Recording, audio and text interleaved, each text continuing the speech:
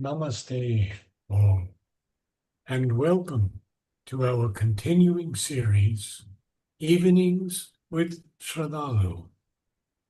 Do you know this is the 246th session? And tonight is the 14th and concluding session of the theme Conscious Reincarnation, where we discussed how we can carry our current growth of consciousness deliberately into our next life.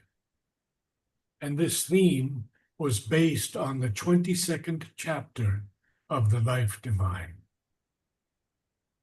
Welcome all. Hello, Sraddhalu. Namaste, Narad, and welcome to you. It's so nice to have you. Thank you. It's a joy to see you. This series was started by Narad and on his insistence. And I still, every time, I remind myself that this would not be possible without you. So even when you are not able to come online at this time because it's a late hour for you, you're always present with us. And we miss you when we don't see you.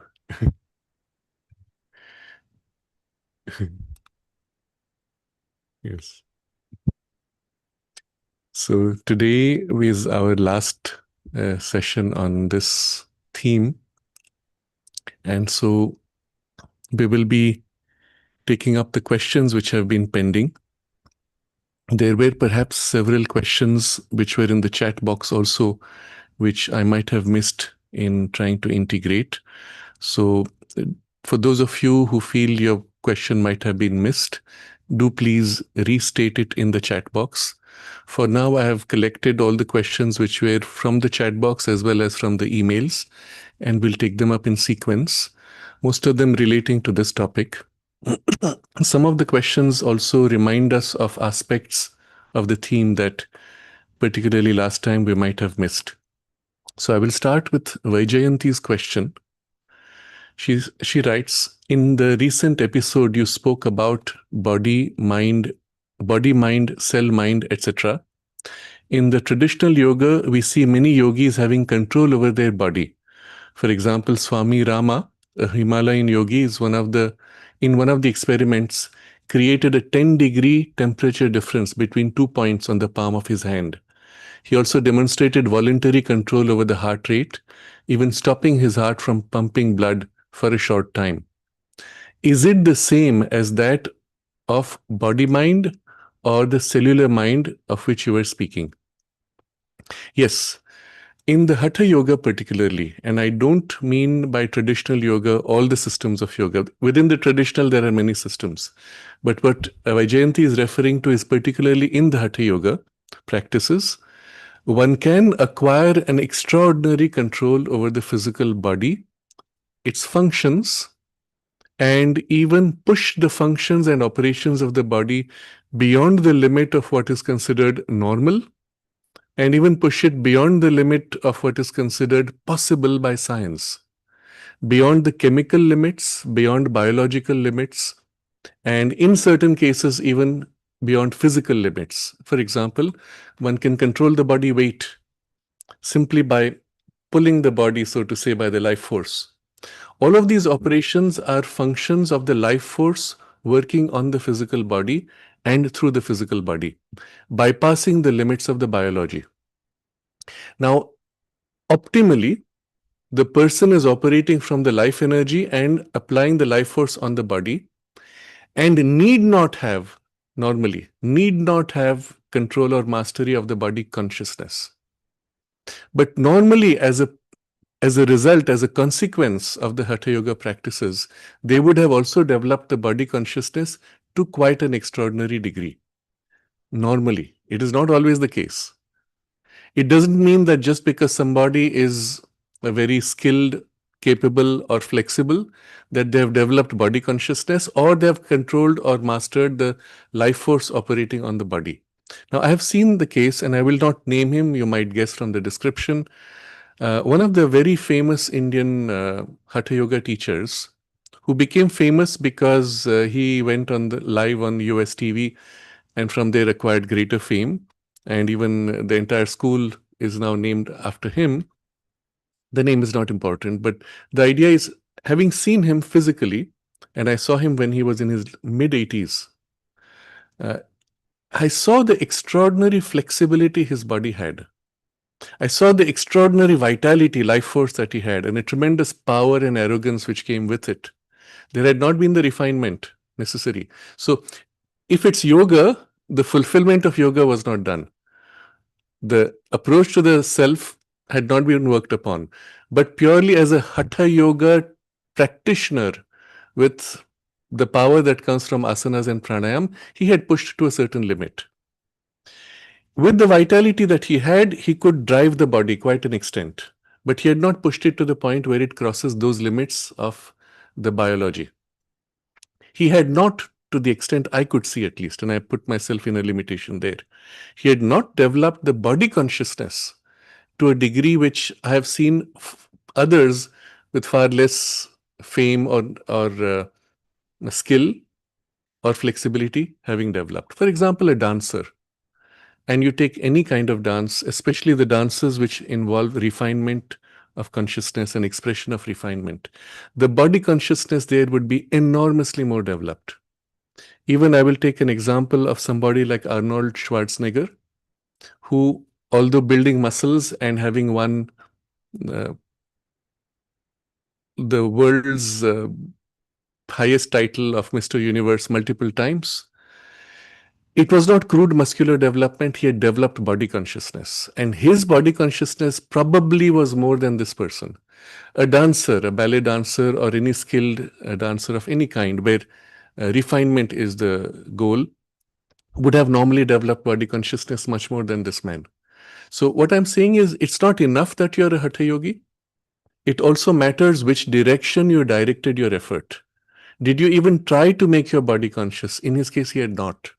Whatever consciousness he developed was incidental to his name and fame in becoming a famous teacher in teaching others asanas and pranayam. That's all it stopped at. So again, the distinction is important. Swami Rama is somebody who did push the body consciousness to the limit. So just because you're a hatha yogi doesn't mean you have it. Just because you practice asanas, pranayam doesn't mean you have it. But if you have worked for it, yes, then you have it. Swami Rama had additionally also the development of the true yoga, that is amplifying and elevating of consciousness towards self. And this work he had done. So I'd straight away distinguish him from many other famous hatha yogis today who are famous because of internet or other things. They may have written books, they may have lot of details of practices and forms of practice, all of which might be useful. But they may not have these two things. That is the spiritual aspect that comes from the hatha yoga proper, nor the body consciousness aspect that may have come from really working on that direction of the body awareness. So yes, Swami Rama did develop body awareness. And so to a great extent, what he was able to do was this body-mind, tapping into the body-mind. And that particular experiment where he was able to shift, increase temperature, lower temperature, or create a temperature differential, it came from the body-mind into which he had partially entered. The ability to stop the heart, for example, is also a partial entry into body-mind. It is not a full awareness of body-mind, and it has not gone at all into the cellular consciousness. I'll give an example here. I don't know if you've seen people who can move their ears. So this person, for example, he will move the top of his ear like this, flap them without touching, of course. Look, both ears move. And you ask yourself, how do you do that? Or there are people who can take the tongue, stick their tongue out, and then turn it sideways. And you try to do that, and you'll find your tongue is unable to respond to what you want. You intend it to flip, and it doesn't. You intend your ear to move, and it doesn't. Try the same experiment with your feet, the toes of your feet. Move all the fingers, yes, you can do. Now move one single finger separately from others, you cannot. The moment you try to move one, they all move together. Now all of these represent lack of development of body consciousness in that part. And as a consequence, lack also of continuity from your mind awareness to the body awareness. And as a very simple exercise, try to do this. Every day, you move your toes. You'll probably have them move all together. Then you move only one, let's say the fat thumb of the toes, and then the first equivalent of index finger in your toes. At first, you will not be able to. Massage that toe. Move it up and down by force until you are able to isolate the sensations of that toe from all the other toes. And at that point, try to move it slightly. And you will notice you are actually able to isolate the sensation and move that little toe, well, the index toe, by about a millimeter. Not more, because the muscles have not developed, but you're able to isolate the sensation and move it. So the key here will be, can you isolate the sensation? Once you can move. But if you can move, you find your muscles are not sufficiently developed to move anything more than a millimeter. But you've already got the first step done. Now every day you move a little bit, 1 millimeter, 2 millimeters, and the muscles will grow by use. And at the end of, let's say, about a month, you'll find that finger of the toe, you'll be able to move quite a bit in isolation from all others. Now, this is a very basic, simple practice. You can try and test for yourself. It works. It's not difficult. If you can do that with the toe, you can do that with your tongue. You can do that with your ear, and eventually you can do that with the heart. What would it mean for the heart? Exactly the same process. Can you become conscious of the sensations of the heart? Once you're able to feel the sensation, can you isolate the sensation from the rest? Once you're able to isolate, can you modify the sensation and with that slow down or speed up? Once you can speed up or slow down, you can actually slow down enough until you can stop and then restart, etc. So this is easy to do as a consequence of having worked on the body consciousness through a series of asanas and having directed life force through pranayama to specific parts of the body to amplify the consciousness in that body. And a basic hatha yogi without a spiritual dimension should be able to do that with a little bit of effort, if that be his intention. So what you see in Swami Rama's capacity is this tapping into, and it's a first tapping into body consciousness into layers which are currently under the realm, under the domain of conscious awareness of the body mind. And you can then push subsequently layers and layers all the way through until, in principle, theoretically, all functions of the body can be brought under control of the mind and can be modified at will and then allowed to continue automatically with their automatism at will, in principle. The same way as you control your breath. You're able to become conscious of your breathing and you're able to slow down, speed up, or stop. And everything should be possible, including digestion and other functions, including even the healing. Now, in Sri Aurobindo's case, this was the natural consequence of the infusion of consciousness into the body, and particularly the higher consciousness. So, for example, what we are describing now would be infusing your mind awareness into the body, and with that, pushing the boundary. And you can do quite a lot. But it takes time. As I said, moving that toe might take up to a month. Being able to control your heart might take a few more months. I don't know. That's because the mind is less capable and itself less conscious. But if now you bring a higher grade of consciousness, let's say an intuitive consciousness or a descent of the higher spiritual force of the mother into the body, immediately, within seconds, that part into which it has come in the body becomes conscious and is intensely conscious during the time that that higher force fills it. And at that point, you can actually become conscious and acquire a control and gradually grip into layers of body consciousness, which normally would take years and years of effort through hatha yoga processes to get control of. But this you could achieve maybe within a few days or a few weeks at most, because of the working of the higher force. And so this would be the natural consequence of the top-down working in the method of the integral yoga with the descent of the spiritual force. Sri Aurobindo, in this case, had taken the body consciousness to such a degree, he said that even it was possible for him to drink poison and take it through the entire passage without having any consequence, and the body being able to either manage the poison by digesting, breaking it down and digesting it, or eliminating it entirely without any distress to the body itself. And that shows quite a remarkable achievement, for which he did not have to do any of the Hatha Yoga practices. So you understand the value of the Hatha Yoga practices, they are useful, but the working of the higher force can achieve the same equivalent by a much more rapid and a much more direct process. But still, in all this, it is the body consciousness that is being tapped by your mind initially, or by the higher force. And then from there, you can continue into the mind of the body and to the mind of the cells. And that would be the natural sequence of going deeper and deeper. Of course, the moment you start doing this, there's an influence which goes into the next two layers also. And already at this point, without being conscious of the mind of the body or mind of the cells, you can put an intention which can, so to say, burrow through into those layers and begin to make changes there. So, for example, you could put an intention for this part of your body to become more flexible or to become more strong or whatever.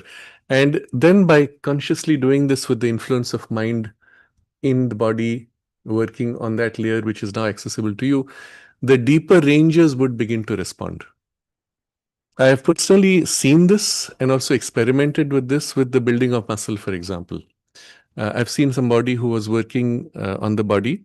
I mentioned this perhaps. Initially, he would work 2 hours in the gym. And then when he read from Sri Aurobindo that the mind influences life force, which influences body, he began to put that into practice in the way he was working on the body. And after a while, he told me he was able to get the same swelling of the muscles that was coming after 2 hours. He was able to get it in 20 minutes. Then a few months down, he told me he was able to get it in 2 minutes. 2 hours of work in 2 minutes. And at that point, I have to tell you, I was a bit skeptical, but I had to trust him because he was saying it was possible.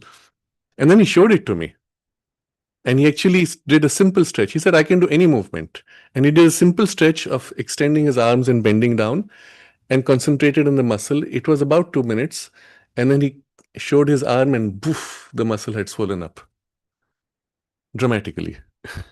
So yes, this is possible. And as I said, its direct action of the spiritual force gives you the results of the Hatha Yoga process by more direct process. But all this is initial entry. The question is, even as a Hatha Yoga practitioner, did you intend to really develop that and go deeper into that? If you did, yes, you could go quite far. Swami Rama is a very good example. So I think that should answer Vaijayanti's question. Unfortunately, most Hatha Yogis do not even consider this dimension of wanting to awaken the body consciousness or even go to the cellular consciousness for a spiritual goal. It is at best something that happens indirectly or as a novelty. Oh yeah, I can do this. Or my master could do this. I should be able to get to that point. And it represents an achievement of the mastery of mind over body. And that's about life force over body. And that's about it. But the idea that you could go down into those layers and awaken there an opening to the spiritual is not there in the Hatha Yoga tradition in the way at least that it survives today. But one could. And I would expect that in the next few decades, because of Sri Aurobindo's and the mother's work, this idea may actually seep into that domain also. Revati has a question. She writes, Mother has said that it is the psychic being that will transform into the supramental body. Will it materialize in that sense? What will be the role of the material body then? So this is something which last time we had not gone fully in depth. We had read Sri Aurobindo's description where he speaks of the body itself being brought to a point where it could be by occult or material means extended, its life could be extended to unlimited degree. And what would be the consequences or not of that? That was the discussion, and we had limited ourselves to the text. But this question evokes something important which I would like to clarify, and it was an important point which should have come last time, that the body consciousness, or let's say the body capacity to continue indefinitely, is not a spiritual capacity. It is still the normal working of the body, modified, and as I said, you activate certain grooves of body habit by which it can continue to rejuvenate itself. But underlying that is the continual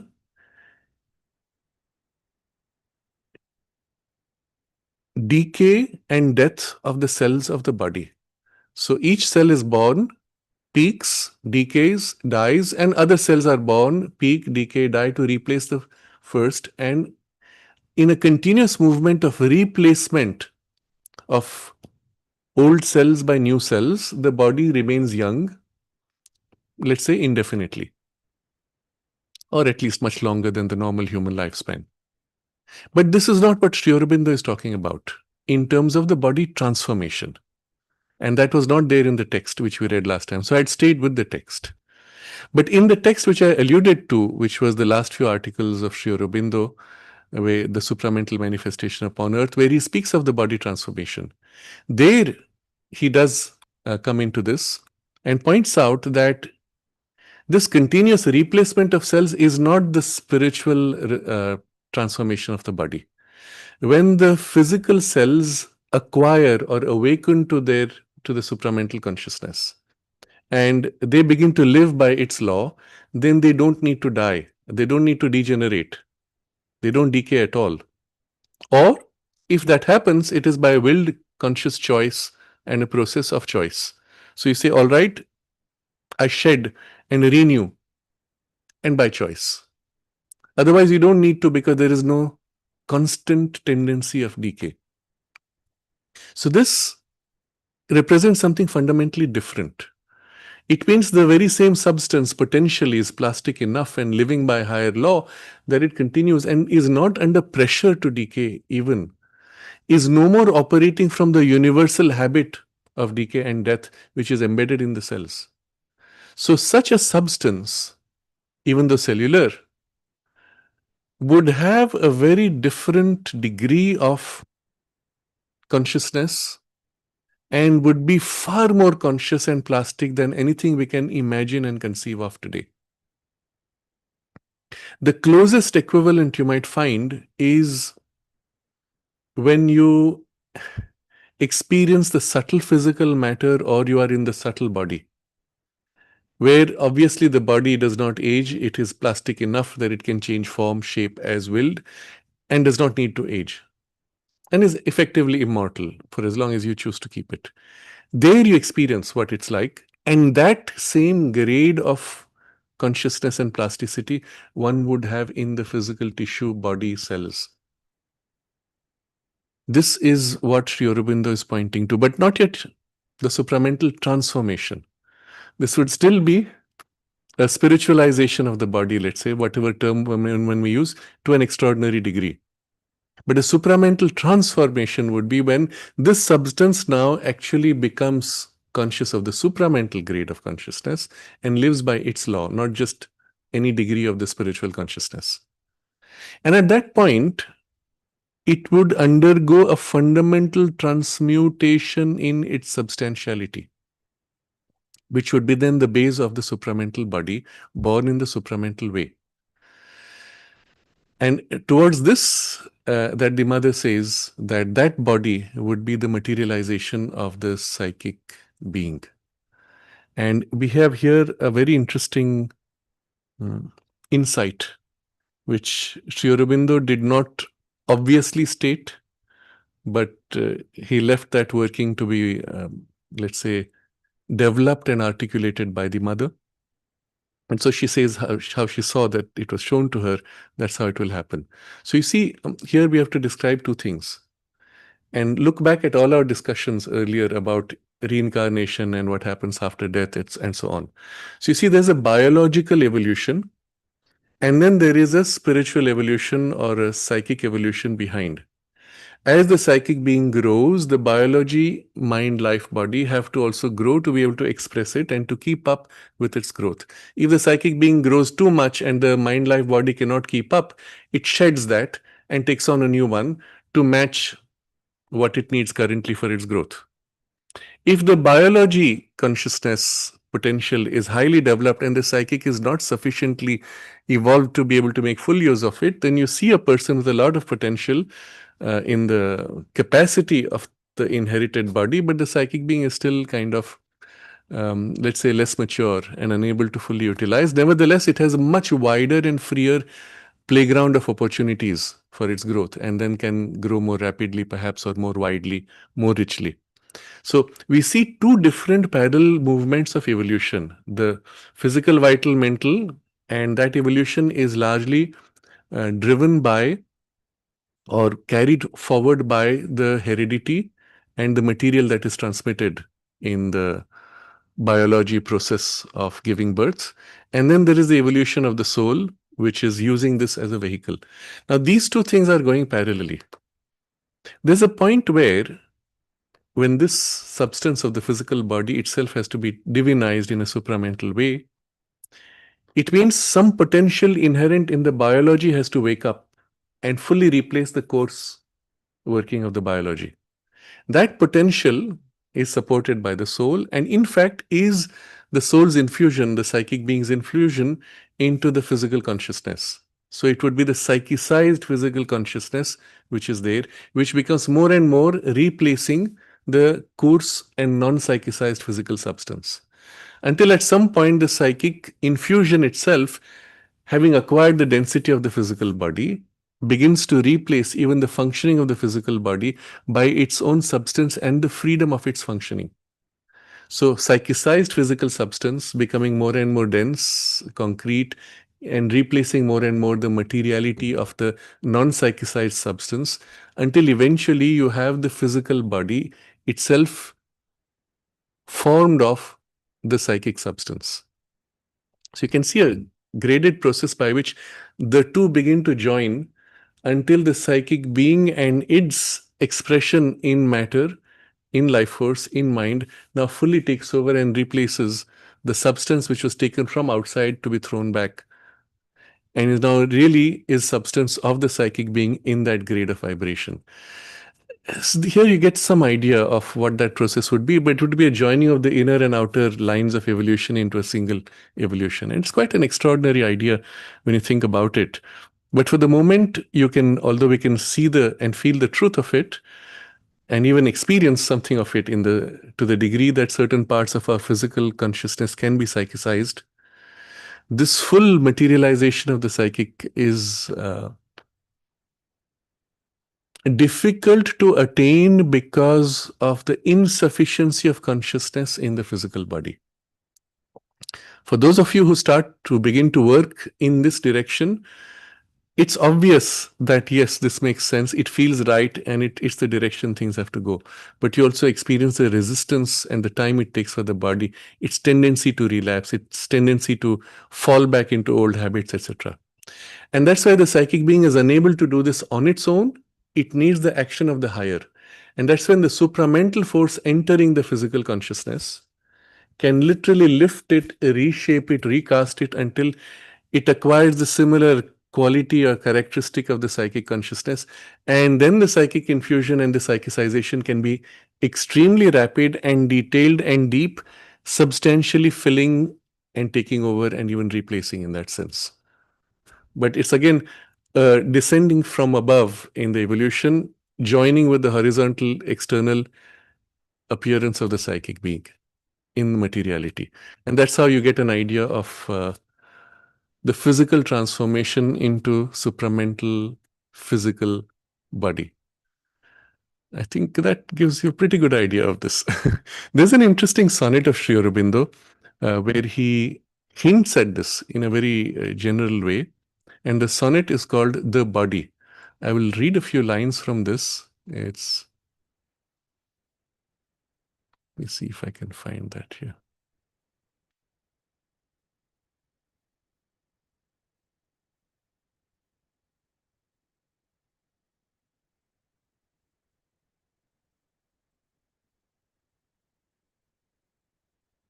Okay, I don't have this here. Let me see. I might still be able to find it, but there he speaks of the body itself in relation to the larger soul consciousness and how small it is. And yet it is in the physical body that the key to immortality is found. Let me see if I'll find it now.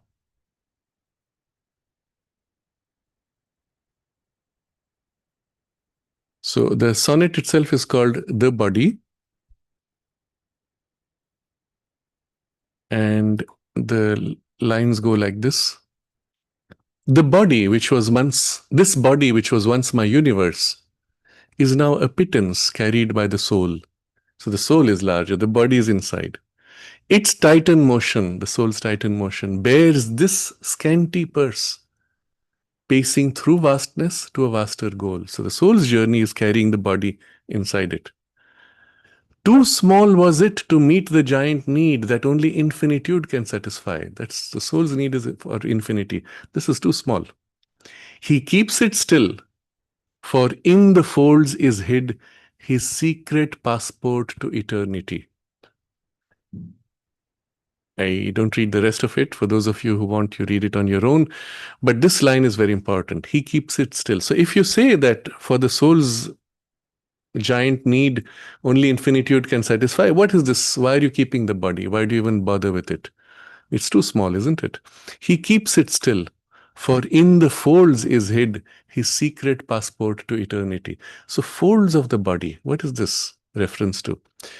It's the layers and layers and layers of consciousness, all the way down into the most material. These are the folds. There's elsewhere, Sri Aurobindo has a private record of one of the symbolic dreams that he had, in which a book is opened and pages are revealed, and then he finds nature entering between two pages, a woman, a form of a woman entering. I don't remember the details now. And then after that, he makes a comment. Through this particular dream, the secret of immortality was revealed to him, or the secret of life was revealed to him. Unfortunately, I don't have the exact text now. It's something I read long ago. But you get a hint there of what it is like. The way it works in our consciousness, every experience that we have, every grade of development of consciousness that we have, each is as if falling down, descending and settling and sinking all the way into the subconscious. So layers and layers and layers. That's the way we are built up. If you see the operations of our body consciousness, again, layers and layers and layers. How deep does it go into the subconscious, into the inconscient, in matter itself? Eventually, perhaps. But this layering is key here. So in the folds of consciousness, in all these layers, is hid his secret passport to eternity. Now, why are you speaking of the soul's passport to eternity? The soul is already eternal. So obviously this is speaking of something more. And the eternity here is, I'm going to state it in a way which is much more general, and it goes outside the exact wording of this text. But think of it this way. The soul living in a higher plane, its own diviner ranges, let's say, does not need to incarnate. It can live there and experience reality from there. But if it wants to experience these levels of reality in terms of these levels, then, well, it has to come down to these levels.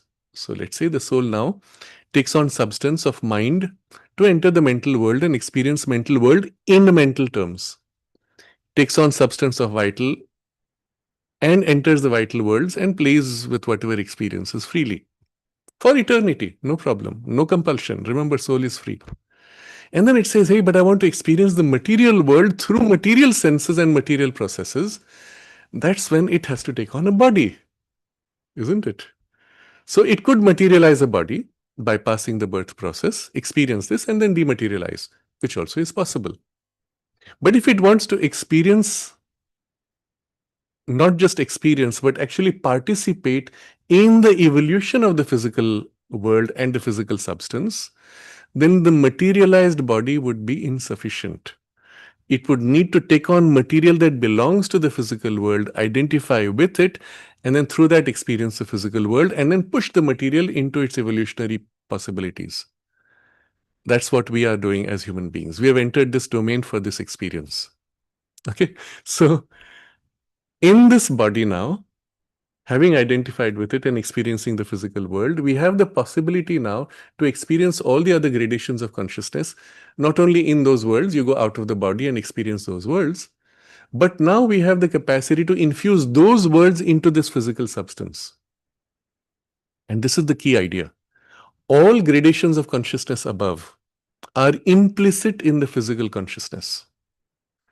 and can be woken up from within the physical.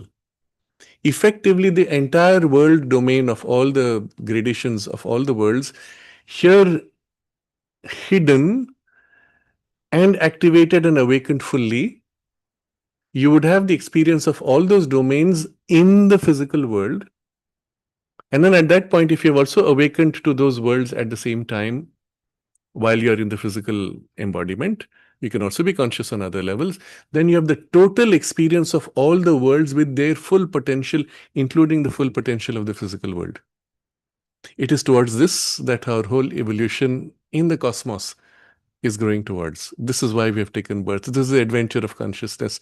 This is the point of incarnation and reincarnation.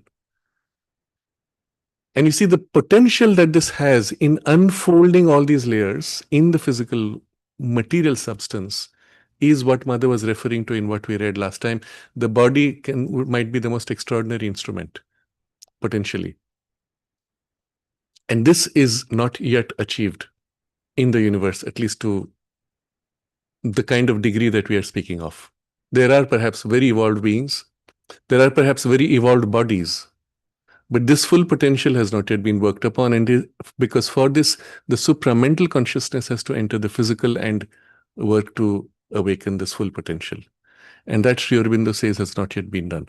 So he keeps it still, for in the folds is hid his secret passport to eternity. In all these folds which correspond to other planes of consciousness and their potential, etc., is this passport to eternity. And this eternity is the eternity of experience across all the planes of consciousness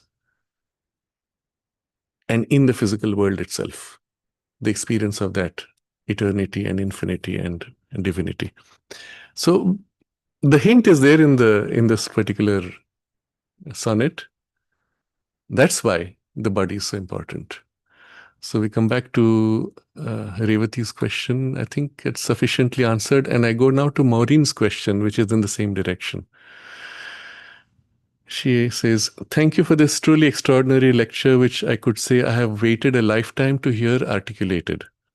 In response, one could restate that the body is a container of fine organs of perception, largely unactivated.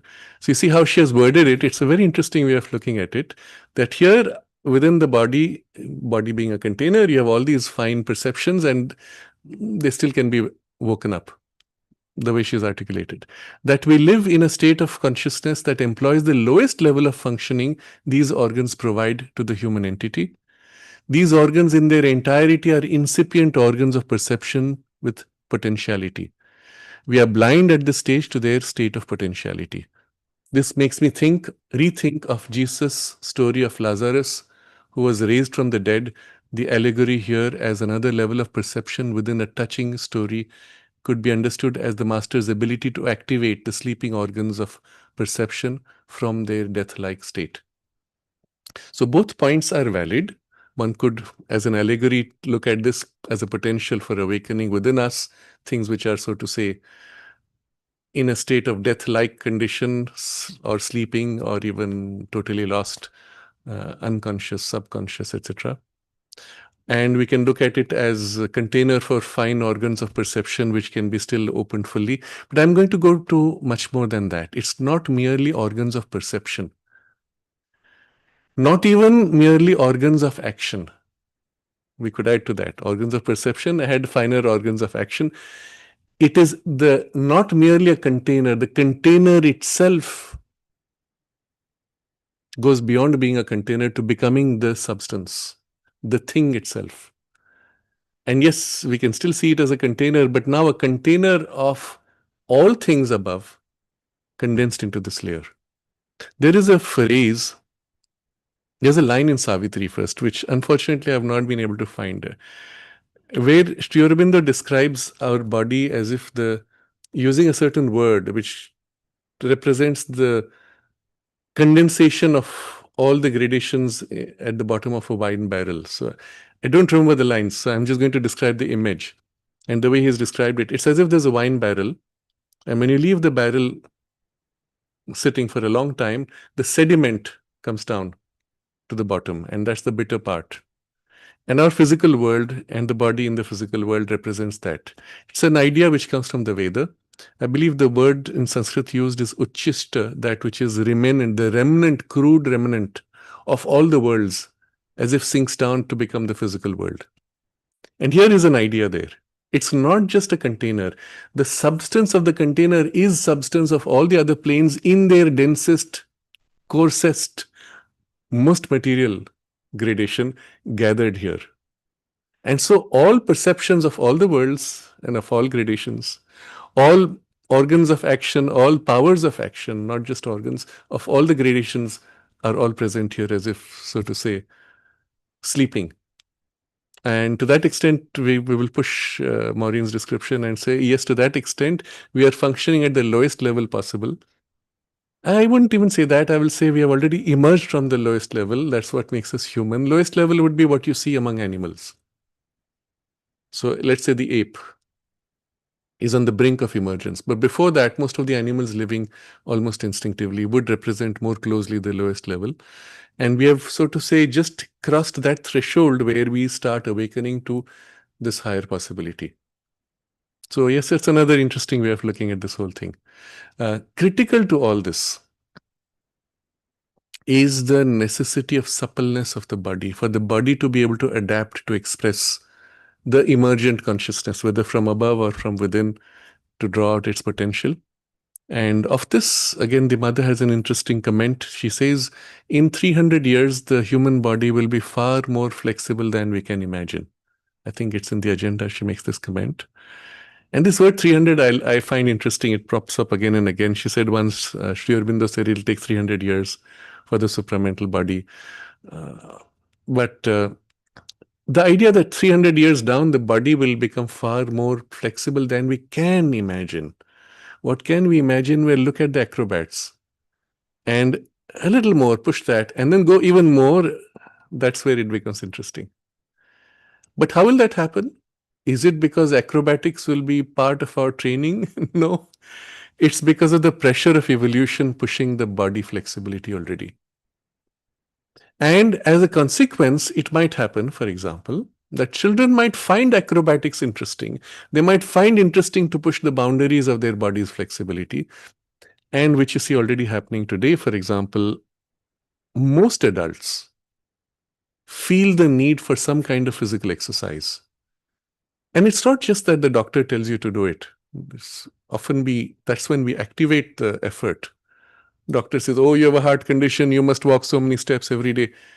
That's when we make the extra effort. But otherwise, almost everybody is somehow pushed from within to want to exercise the body more. And this is happening from an evolutionary push. And in a large part, it's also the work that the mother did to infuse into the human collective consciousness, the awakening of the body consciousness and the push to participate in this awakening. So it's difficult to make this statement without people questioning, how can you say it was the mother's work? Well, I will give you the evidence which I point to. In 1940s, when the mother started the physical education program in the ashram, there was no such interest anywhere in the world to do physical activities or exercise. People did exercise if they were gymnasts or athletes. Normal people did not do because they lived a normal life, isn't it? But from that point, let's say, late 40s, early 50s, normal people now found it interesting until at some point, a normal person does daily exercise of some kind. That starts from there. It was not there for centuries, for millennia perhaps. It starts from the point mother starts it in the ashram. And that's the evidence on the basis of which I will say it's in fact the mother's work to infuse this into the collective consciousness. And there are many other things she has done in this way, which was really the work of the avatars, Sri Aurobindo and the mother, working upon humanity. They came, they did their work, where they left their body, they're still there, but they left their body. And for them, it does not matter whether you recognize this or not. As has happened with prior avatars also. They don't really care about recognition. They have done the work. And maybe even in this case, they continue the work. If we are conscious, that the help is actually coming from there, we can open more directly to the help and receive it then more completely. And that's the choice you can make. So I leave Maureen's question.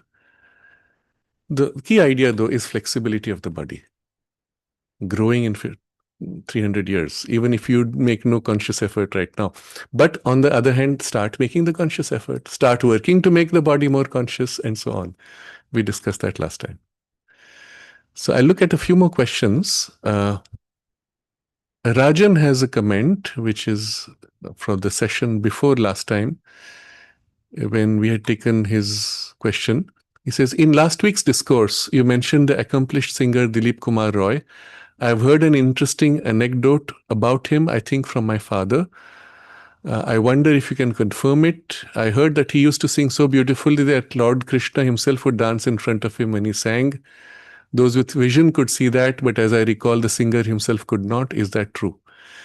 I don't know, but I've heard it this stated that he would invoke that presence. That is true, but whether he could see and or not, or others could see or not, I don't know enough. But to me, that's not so important. The fact is, he had this very deep relationship, and in the chant, in the call, the intensity of the call, there was a certain manifestation. I do know that he had visions of Sri Krishna also. But then Rajan continues, in answering my question from the previous week, you asked me to look inside myself, and that very likely you have a part in you that is a very musical part, that you enjoy certain styles of music when you get immersed in it as if you're a connoisseur. So he says, I don't recall telling you about it in our meetings, but you're exactly right. I have no musical ability, but love listening to certain types of music. I'm especially fond of devotional music, usually Sanskrit or Tamil, but classical, Western classical as well. I have known this for many years, but have never known why. As for other aspects, the last time we met, I had mentioned that my mental intellectual side is dominant, and I very much like gaining insight. At that time, you had said it was because of past life influence. Perhaps that is one reason why I find Sri Aurobindo so fascinating. His writings are so deep, so broad, and so precisely articulated that an inquisitive mind could spend decades immersed in it. So, and I want to give this as an example because Rajan has brought up this aspect and the conversation that we had. Certain thing he had described of the mind's interest, and I had pointed out to him that it was an influence or a part developed from a prior life. And so when his question had come about in elements carried over, I was remembering him and had the very distinct perception, maybe from that contact or recalling it, of this musical aspect within him. And that's why I gave that as an example, intending it to be highlighted for him, which he has confirmed. But this is something interesting which I want to share with you as a personal experience.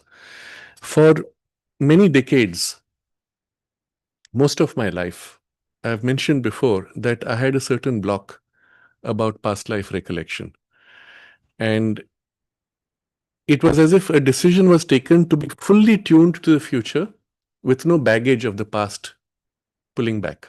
Even heredity, biological family was something which I refused to even connect with emotionally or in any way, to be fully free for that. And it was a very strong impulse, which obviously comes from the soul's choice in some way.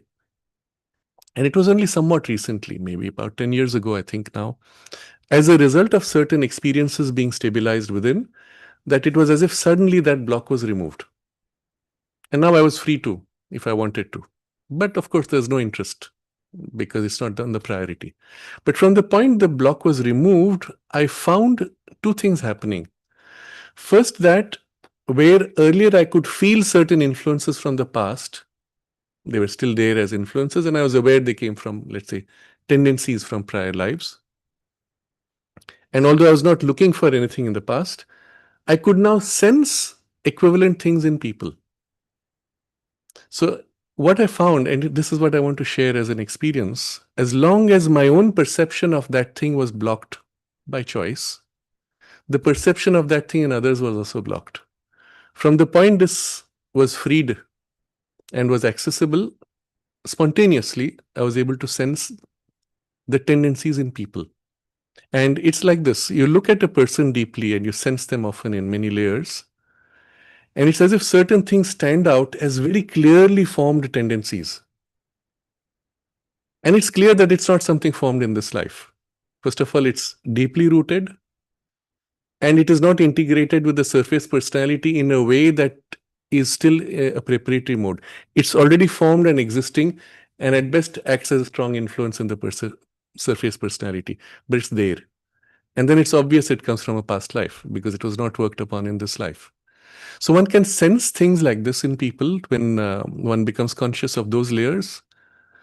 And depending on the degree to which you are conscious within you of layers of consciousness, eventually, let's say, approaching your own uh, inmost presence, you tend to become conscious of those tendencies in others. And as with any development of consciousness or skill or perception, one has to be very careful initially. Any perception that comes, assume that it is mixed and wait for a clearer clarity to form, to emerge from the deeper insight. And one of two things happens. Either from within, in a touch of the soul's discrimination, one feels where it is mixed and to what extent it's not, and the separation takes place. Or from a development of the intuition above, there is the clarity not only of what is true and what is mixed, but also sometimes with the intuition, much more comes out. Initially, you simply observe, and then verify, wait for indications to confirm from outside, and so on. So bit by bit, the moment you engage with a certain interest and push, that itself clouds and mixes. You must be completely still, clear, with no expectation, and wait for things to emerge. When they emerge, you wait for them to reveal themselves, justify themselves, or expose their mixture. And that state of complete stillness and disinterestedness is essential for this kind of a perception to grow and develop. And I'm placing this as on record because it might be useful for some of you as you go through similar kinds of experiences.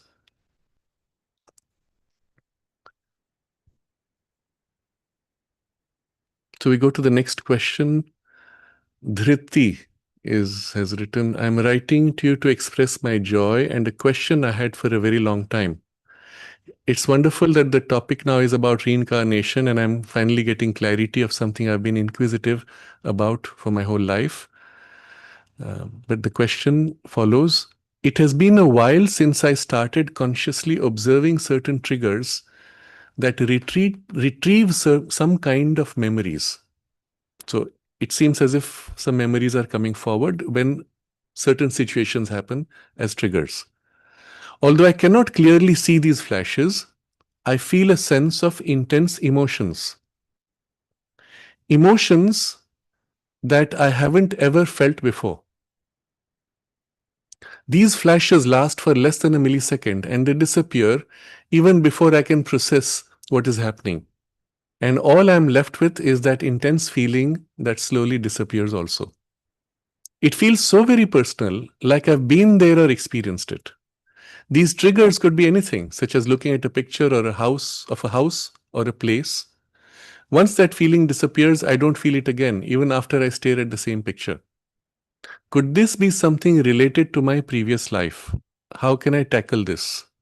I'll be relieved to find an answer to these questions.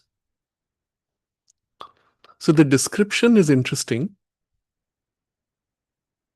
There are two possibilities.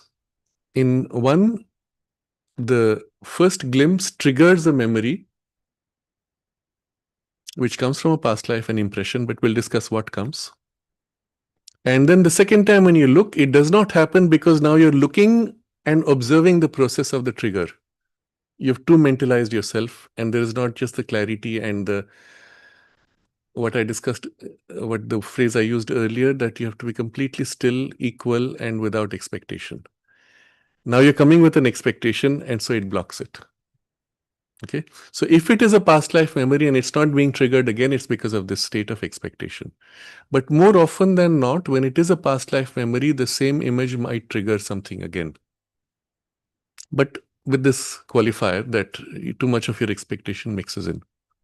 The second possibility is that when something triggers, it is not necessarily from past life of that thing, but some association with that. And it could be either a past life impression or something you had at night in a dream state, which is being triggered also. And the two could be quite different. So we are in a domain now which is quite subjective. So I'll give pointers and I'll broaden this question to similar experiences others may have, so that we can discriminate between the two things. So when there is a trigger which evokes something which is seen in a dream state or which is felt in the night in some part, and you wake up, the memory of it is gone, and then a physical contact, a physical trigger draws something of that. It's similar to what we call déjà vu. You suddenly have the feeling, oh, I've seen this before, I don't know where. And then the moment passes, the feeling passes, and you wonder what happened. But in that moment when it happened, it's as if not only I've seen it before, I know exactly what will happen in the next and the next moment. And then you're so surprised that the whole thing falls and stops. So it's happened sometimes when the déjà vu happened. I try to extend that state, consciously holding that state, recognizing what was the character of that state and how far can I push. Can I live in it permanently even? No, it doesn't. It fades after a while. At least I couldn't get it to go. I could extend it, but not too much. And it could be that there was a portion of that event which was perceived in one of the dreamlike states as you approach the physical world. As you wake up, you touch upon tendencies which have already formed, materialized enough that they are going to happen. And when they do happen, it triggers as if a memory of a dream scene. This is one type of what we would pass off as déjà vu. But the other thing is where it triggers a memory of much more than just knowing what this is.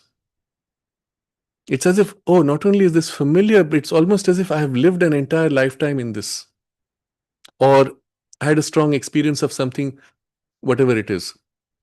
But it is not related to the picture itself completely.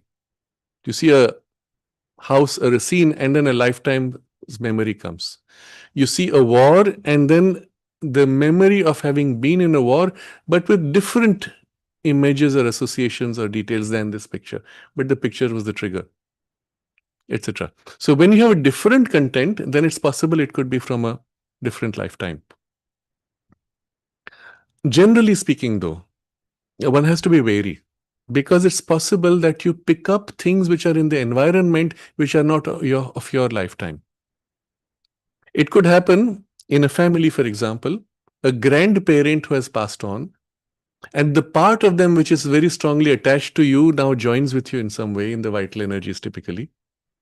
And so even you might feel, they are with me. I feel as if their love and affection or their help is with me. But with that would come memories which belong to them and not to you. And you might have such triggers. It could happen that at the time when you were incarnating, you took on materials and you even took on certain memories which were useful for you or which were given to you to help you. So we had a detailed discussion, and I think at some point we'll put this online. We had a session with Mark in France last month on this topic of reincarnation, where we discussed some of these possibilities. And one of the examples he gave was, you're about to incarnate and you ask somebody's help. Hey, I'm going to go to Earth. What kind of a world is this? Can you help me prepare myself? And that person, and maybe it's your first incarnation on our planet Earth, and that person throws at you a ball of, Mark's vocabulary is ball of experience or information. That is an infusion of consciousness that enters you, and suddenly as it joins in you, you have the experiential content of the elements needed that the person has transmitted to you, which of course come with as memories. Having incarnated on Earth, when certain things happen and a certain event takes place, it triggers those memories. But they're not your memories, they're that person's memories that have been transmitted to you. So that's another possibility. And you could say, yes, it's my past life. No, it's not. And finally, just to add to complication of these memories, if somebody is sitting next to you and consciously communicates or projects a certain memory, or simply at that point is living intensely a certain memory, you might pick that up and remember it as yours. So the problem with this whole business of memories is that they are fundamentally unreliable in this manner of verification. But let's take it for the moment that they are coming from some source. They may not be actually your past life, but they may be memories you have caught from someone else also. But they're coming from within you as memories. Let's keep an open mind at this moment. And then you don't notice that there are things coming which are much more than what that trigger is. You stay very quiet. Remember what I discussed earlier in following the last question, where I shared how the impressions of in other people came up. It's exactly the same thing within you. You have to stay very still, very quiet, with no expectation, and allow that thing to reveal itself. Wait for it to reveal its own limitations as well as what it conveys. And then that's where two things are essential for you to have a clear certainty: a strong influence of the psychic discrimination, and preferably aligned with that some degree of an intuitive insight. The psychic discrimination will straight away sift and separate that which is truly from your own and that which is not yours. And that distinction will come very clearly from the familiarity felt with that vibration. So your psychic vibration is distinct and unique in the whole cosmos. There is none other like this. And when the thing in the memory resonates in quality with this, you know it is your memory. When the memory is familiar to you strongly, but the resonance is not of your psychic, then you say, it's from some other memory. But it's deep inside, it's embedded. It's mine, except that it doesn't source itself from me, it sources from someone else. And so this discrimination will be first. The second will be the intuition. And if at that point some degree of the intuitive consciousness has developed, it will reveal to you more, it will give you more insight and bring greater clarity. So I think for Dhriti's question, I hope it gives you a full answer. Observe, and perhaps if you have, I'm just trying to see if in the chat box Dhriti has made any comments. It's okay. So see if this helps you for discriminating. I go next to the question from Sumana. It's more like a comment, but we'll read it. Sumana says, the way you read the Life Divine, expand each idea, teach us how to read and understand the condensed ideas within Sri Aurobindo's writings. The way you relate the passages with letters of Sri Aurobindo in the same topic and passages from Savitri, and also to your own experiences and experiences of other sadhaks. All of these are extremely helpful. This topic in particular has touched me very deeply, and it has encouraged me to intensify my sadhana and reprioritize things in life.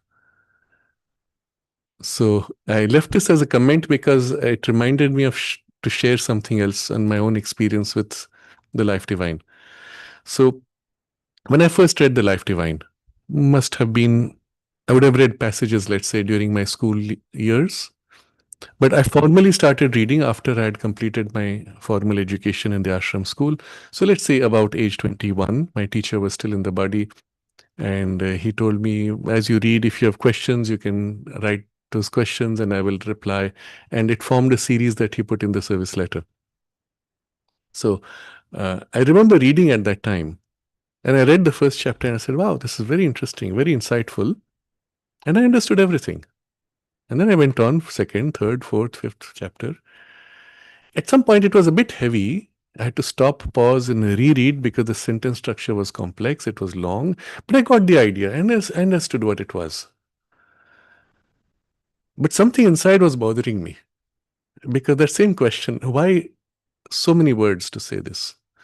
And I've heard people say things like, oh, that's his poetic style. That is the Victorian style of writing. And no, it's not. There is more to it. And each time he uses a series of, let's say, adjectives, I could feel there's more to it. But at that point, the mind was not sufficiently deepened. The intelligence was developed enough to understand the content, but not enter into the depth which comes later with either the deepening of the intuition or the deepening of the intelligence itself. And that had not yet happened. So I was feeling things, I was sensing things, but I did not have the means to articulate or even to give form to the point where the surface mind would say, this is the value of it. And still, I had the feeling I'm missing it. If I read a second time now, yes, I get much more. I read a third time, I get much more. But why should it be like that? Why can't I get it all in one go? So this was there at the back of the mind, and I understood that my understanding was not deep enough, but that's all it was, and I was satisfied with it. I was not looking for something more. And subsequently, as in my own understanding, the depth came in the intelligence as well as the intuitive influence, the depth began to grow. I could appreciate these more. That's when I could also appreciate or feel sad for people who said, "Oh, I read Life Divine 20 years ago. Yeah, I understood. It's over. No, it's fine. Nothing more. That's it." And I've met people who somebody in his 60s who said, "I read Life Divine when I was 20, whatever." And then I said, "And oh yeah, I understood. It was nice, good, interesting book." Stop there. I would have liked to tell the person, reread it now, because with the maturity you have now, you might understand differently, perhaps. But the person didn't feel the need. So it was something which I want to highlight here. The layering of your own consciousness allows you to perceive deeper layers, especially for a text which is more deeply layered, which is not the case for all texts. So we have to understand, first of all, that not all texts offer you this depth. You can, of course, sometimes push and draw a deeper dimension by analogy or allegory, etc., as Maureen did with Jesus' story of Lazarus. You can draw out something, but it's kind of forced. But very few texts exist in which this layering is inherent. And frankly, I've not found too many. Other than Sri Aurobindo, I've not found too many, except occasionally. One of these, very interestingly, is a translation of the Tao Te Ching, which is a Chinese text. But then I read another translation and I found it flat. So obviously, within the Chinese language, there is the capacity to hold something more rich because it uses the symbols of hieroglyphic symbols, so to say, which allows for something more rich to come through. But the translator may catch it or not. And I had found one translation which was extraordinary. I have it somewhere. I'll probably dig it out. But other translations were flat. They didn't have it. So there are texts like this which have a certain depth, and typically they are those which have survived not because of the force of an institution, as happens with many religious texts, but because of an inherent value within. The Bhagavad Gita similarly has that potential, but ideally one would want to read it in Sanskrit to be able to draw that kind of depth. Translations into English would tend to flatten again. But in the English language, to find this kind of depth is difficult. And Sri Aurobindo, of course, is the only one who offers this degree of depth, where literally every comma and every word, you can pause and ask why, and you'll find there is a deeper insight. So I wanted to make this as a comment to Sumana's observation. The goal in doing this is, of course, to help you to first appreciate, and then for you now to be able to appreciate in your own way. And what happens, the mother described, when you read Sri Aurobindo, he lifts you. He draws you into that deeper consciousness from which he writes. And with that, your capacity then to perceive more deeply and in this layered way, and even to experience and receive in one go the full force of all the layers, just like that, that will grow. Until then, it's good to review, reread, and allow the deeper layers to pop up each time as you read again and again. And you notice with that how your own comprehension and insight and experience deepen with that. If you have worked consciously, followed the practices Sri Aurobindo recommends for the awakening of intuition, then this process will be enormously amplified and speeded up. I'm coming to the next question, which is from Sandhya. In many yogic traditions, the ultimate goal is self-realization and thereby liberation from the cycle of life and death and emerging with the Paramatman, the highest self. Is this a conscious choice for the soul not to reincarnate? What possibilities exist for these souls? Do they cease to exist as individual souls, or do they merge back into the Nirguna Brahman or Sachidananda, that is the qualityless Brahman? I also find it intriguing that Edgar Cayce speaks of the soul's ultimate goal as merging with unity, with a capital U.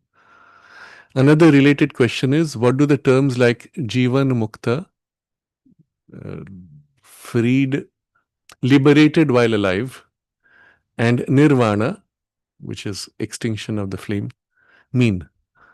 How do they fit into the framework of reincarnation? So it's an important question, and I will not go too much in depth, but broadly look at this in a general way. So when you say self-realization is the goal in many traditions, Indian yogic traditions, yes, self-realization is certainly a goal, but it's not the last goal. Even in the integral yoga, it is a goal, but there is more to happen after. Having become self-realized, what do you do? This question is addressed differently in different traditions.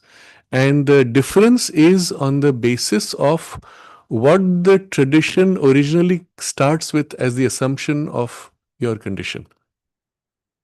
I'll explain this.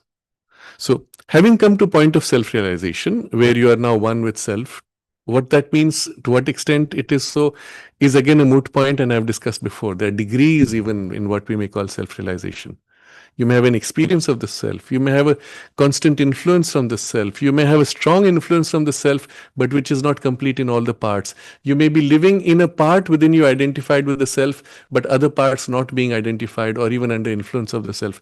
All these variations are possible. And eventually you could live in an experience of the self and with a strong influence also, but your experience of the self might be partial, might not be complete. And even that could pass as self-realization. So there's a whole spectrum of possibilities which you might put in this box, but for the moment I will just leave the box as it is because it's a box. And having come to that, let's say, to whatever degree, to the extent you are identified with the self, even partially or in an aspect, the freedom of that aspect or of that experience will begin to dominate. What will that freedom choose? That's the question now. You can't say from where you are what that freedom will choose.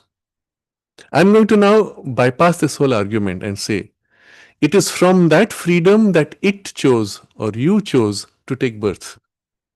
So having got to that point, would you say, hey, I'm not interested in taking birth, I want to get out of it? Or would you say, now with the greater freedom, I will complete why I began to take birth?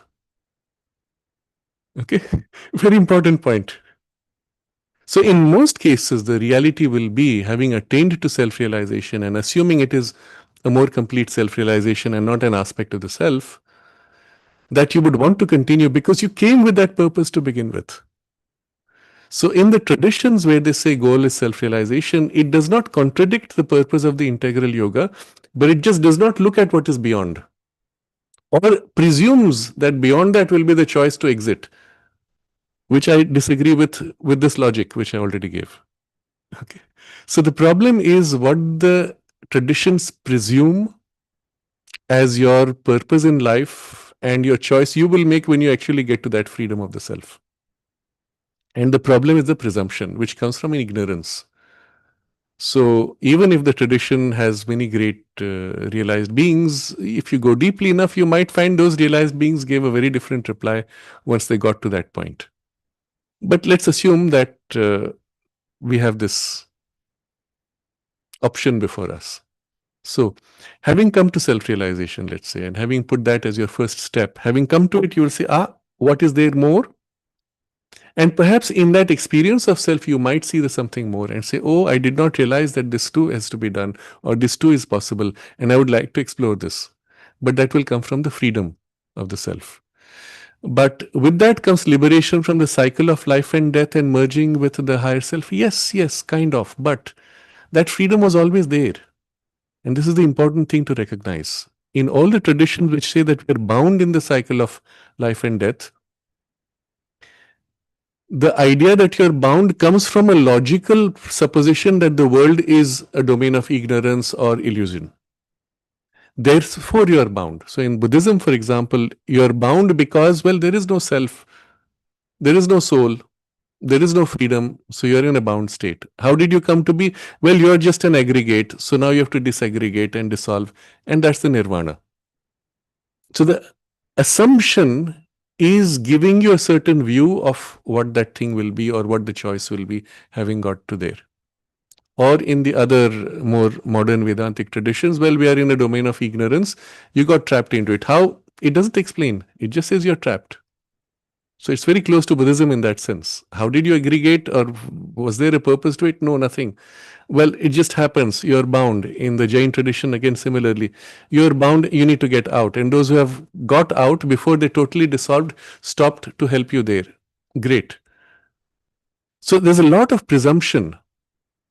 Underlying all this is an internal contradiction. Because at the same time that the tradition says the soul is free, it also asserts that you are somehow bound, although you are truly soul. And if you put it in such crude terms, it's obvious it's a contradiction.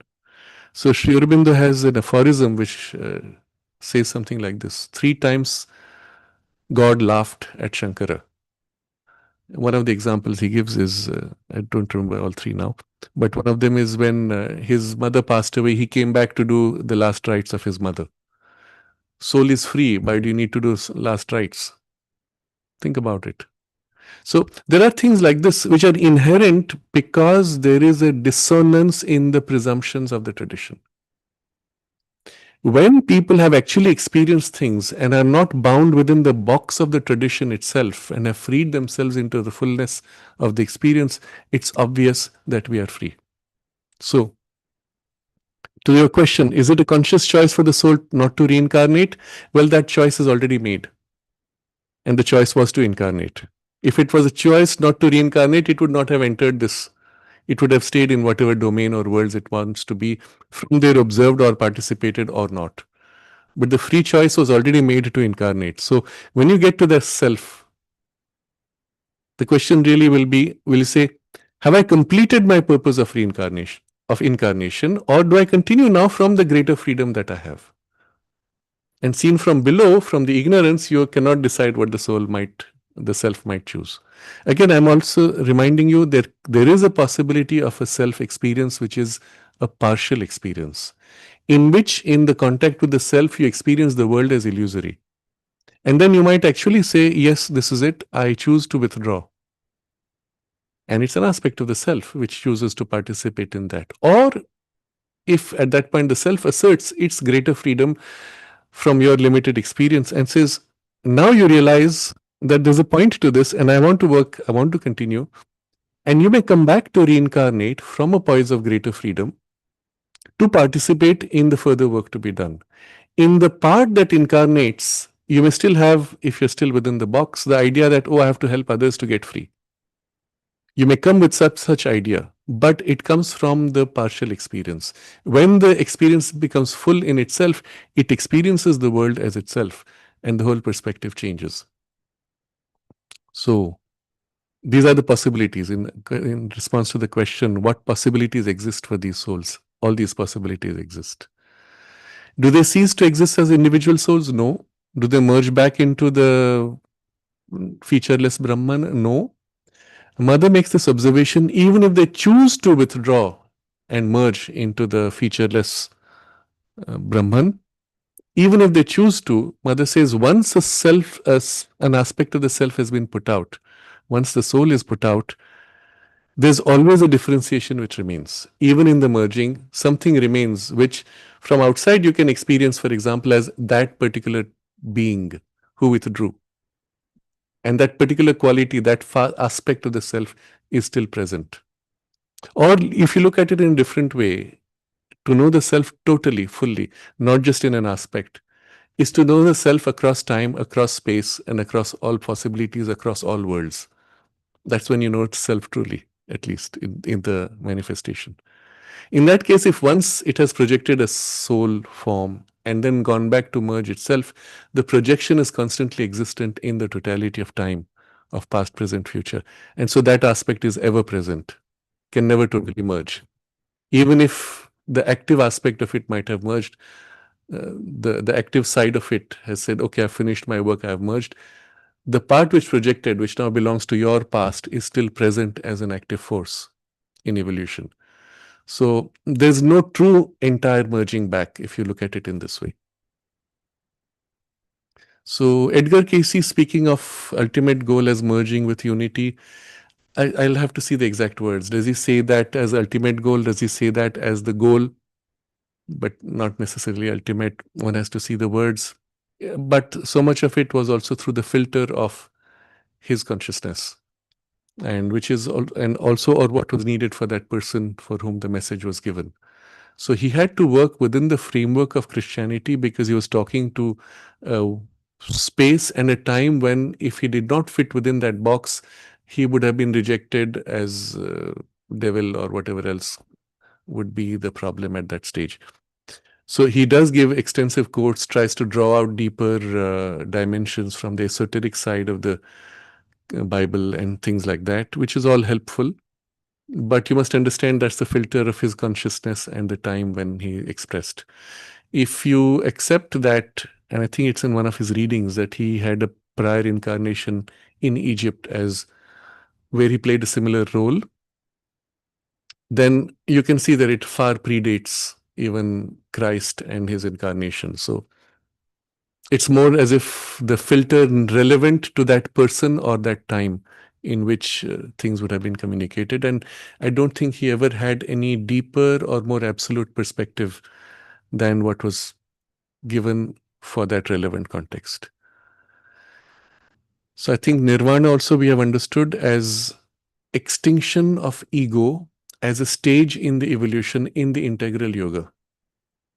From the point where you experience the self, you can know it initially in two aspects. That aspect which is the transcendence of all forms and limits, and that aspect which is the affirmation of all forms and limits, including them all. And these are two aspects that you meet. In the text of Savitri, you will find this described as the cosmic no and the cosmic yes. And if you read that whole canto, Nirvana and the all negating absolute, I think, where Savitri goes through the experience of Nirvana. And after that, when her ego is completely dissolved, comes the command from the divine. Now that you've experienced the cosmic no, you must also experience the cosmic yes. And then there is a reintegration with the affirmative aspect of the self. So in that sense, Nirvana has a great value as an experience and extremely precious for the purpose of dissolution of self or thinning, dissolution of ego, thinning of ego at the very least, and also as a preparation for the more complete immersion in the divine consciousness, now freed from even the faintest trace of the ego. So I think these terms you will see in their place in the integral yoga. Sri Aurobindo articulates very clearly. Some of these are also described in the letters. Trinetra has a question. When the psychic being has entered the psychic world, what happens to or where does the individualized mental and vital sheath remain before they join back into a new physical body? It's a very interesting question. I don't know how much I can articulate this with the limited experience that I have of, but I'll put it in this way. Where is the psychic world now? Where is your psychic being now? In relation to your physical body, your vital body, and your mental body. It's right there within you, isn't it? But is it inside in a location in the physical body? It's like if you drill a hole, will you get to some part that says psychic? No. Is it in the vital body? No. Is it in the mental body? No. It is as an active presence supporting the physical, supporting the vital, supporting the mental as a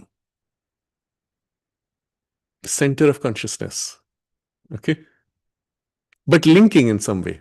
because it has taken on this material. It is holding these together in a certain way. If it were to release these would tend to fall apart, let's say.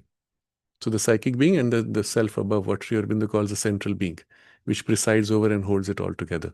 But the psychic being here is supporting, is present, is there as an active influence. But where is it? It's not in a location in these bodies. When right now you go into a state of deep concentration, let's say you go within you and enter deeper and deeper in relation with your psychic presence, until you're able to feel it, until you're able to approach it, and at some point even dwell in it. Where is your physical body, mind, life? They're still right there. Where are you in relation to them?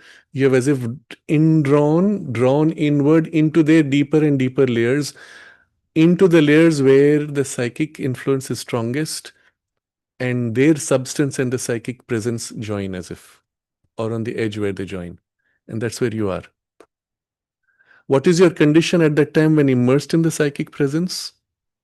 We would call it, somebody outside would say you're in a kind of trance, however shallow or superficial.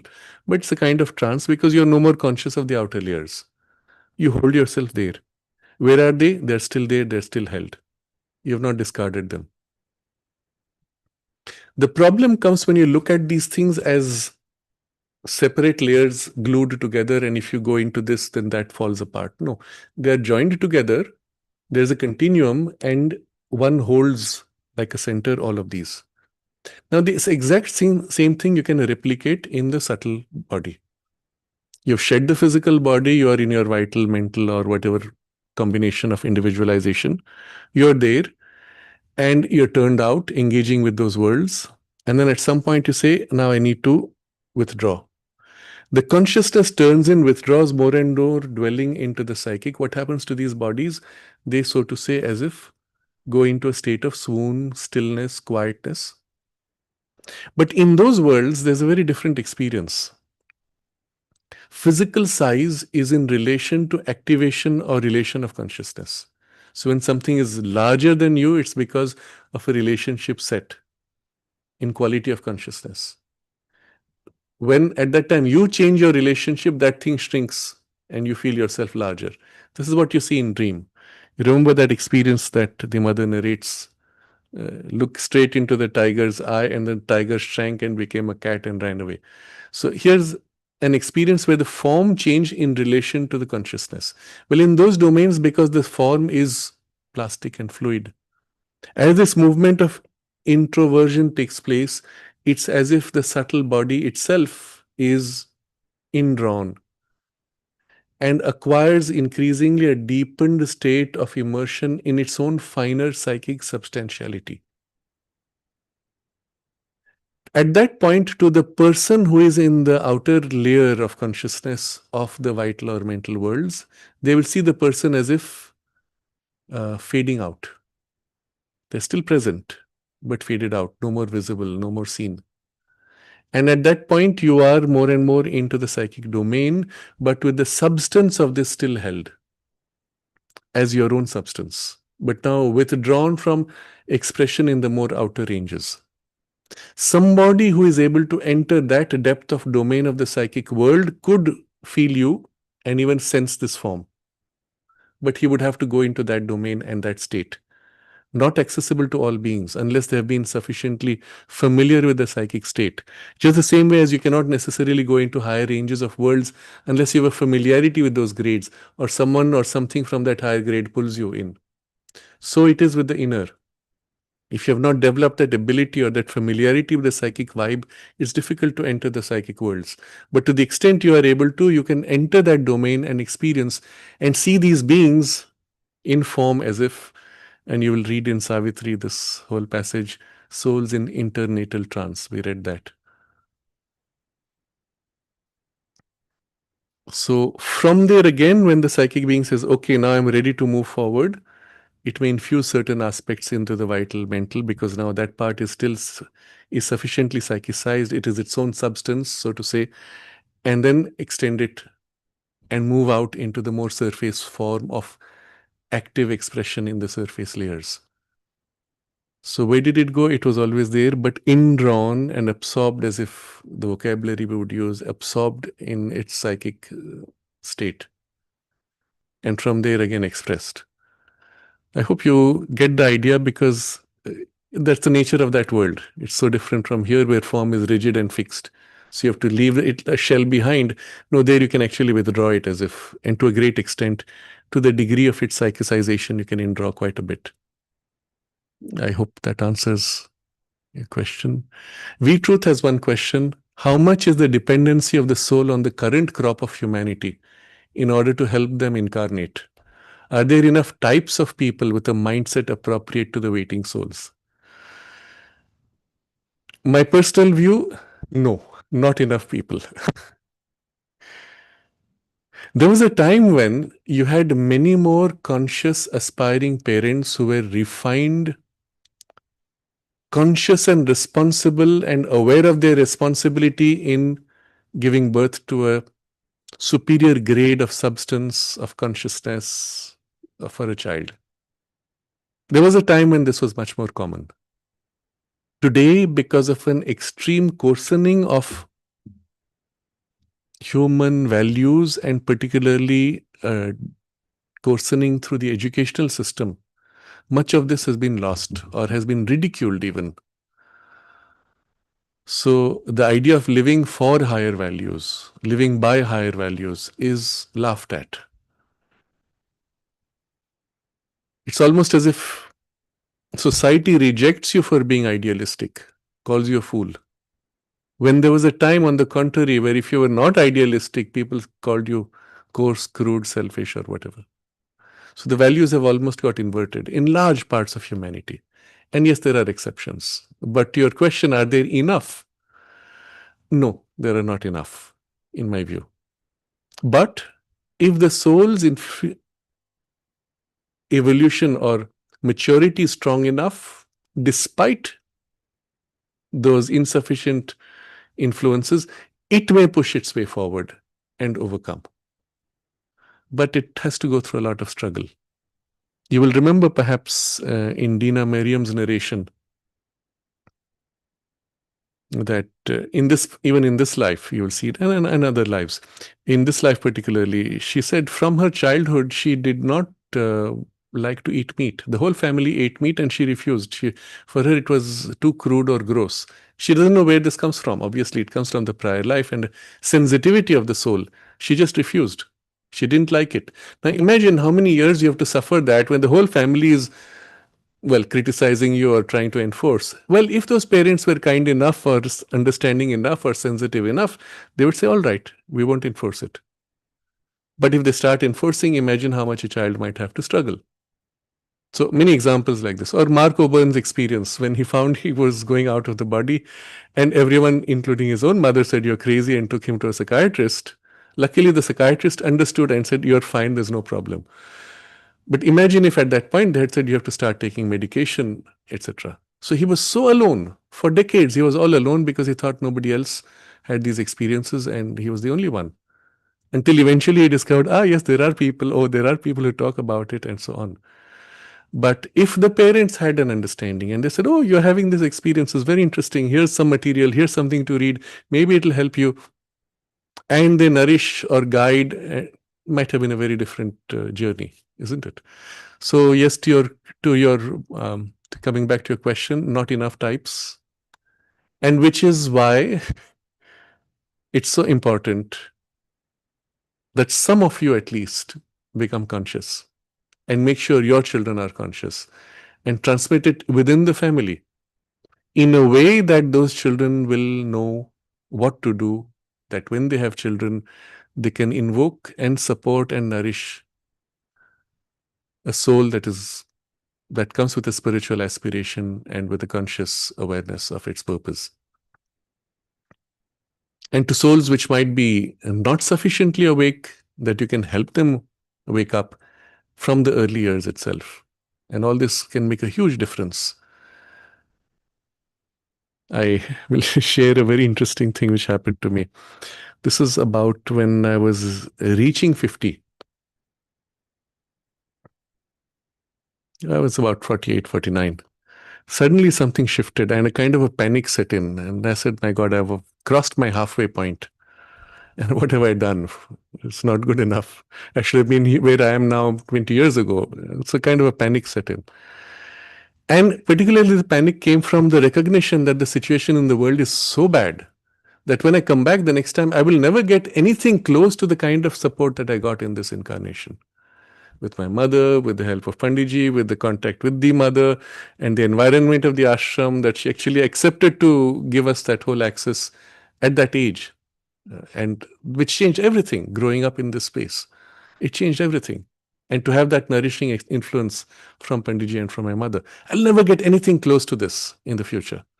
And just that created a kind of a panic. What do I do with this opportunity? How do I make the most of it? I won't get that again. I know that. And so with that panic came a certain line of thinking, which I'm sharing here. It'll amuse you or it might inspire you. And I said, I have to do something now that when I come back, there will be at least one pocket of light where I can incarnate and get the support of that light. Remember, this was before this battle of dark and light had taken a decisive turn towards the light.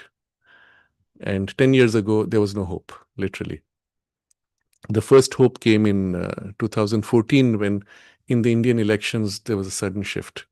And then the second came with the other disruptors in the subsequent years we have spoken of in the current affairs. But before that, there was no hope. And at that point, in this, what seemed like worsening darkness, this was the only thing to do. Help to create a space of light where when I come back, at least there'll be some space I could find a good place where some nourishment might be given so that I don't have to go through too much struggle and lose everything. And with that also came this urgency to build the capacity to continue consciously, the carry over our evolution of this lifetime into the next, and which is the theme of our discussion. So I'm sharing this as maybe if it amuses you, otherwise if it inspires you, help to do that in your space. It doesn't mean you have to have your own children. You can still encourage and nourish children who grow up within your immediate family or friends circles or wherever that is. But recognize the potential, provide a space where that spiritual potential is nourished and assisted, and give them the understanding early on of what is happening, why it's happening, what they can do to assist in this evolutionary process. There are a couple of more questions which I will leave aside for now and go to the chat box for today and see if there's something else.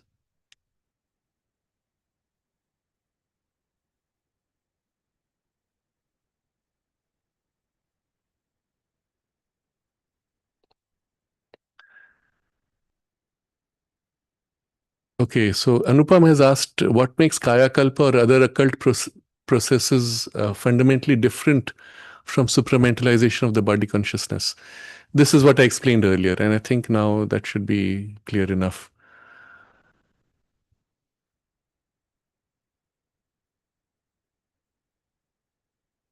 Interesting sharing by Jessica, who says, I am a theater music stage technician and part of the stage collapsed on me, crushing the vertebra, and I was told that I am partially paralyzed. Yet I am able to use my mind to control every part of my body. Only exception is I have no reflexes on the right side. My neurosurgeon says I can do things other people are not able to do. Yes, it's an excellent example, and this comes from the spiritual consciousness working in and through the biology and the nervous system. It can amplify, regenerate, or override and bypass. Both of these are possible. And I would suggest for Jessica even to work on this consciously. In the part where she feels that there are not yet the reflexes or the full access, let's say, in this case, I'm taking the arm. Suppose it is in the arm.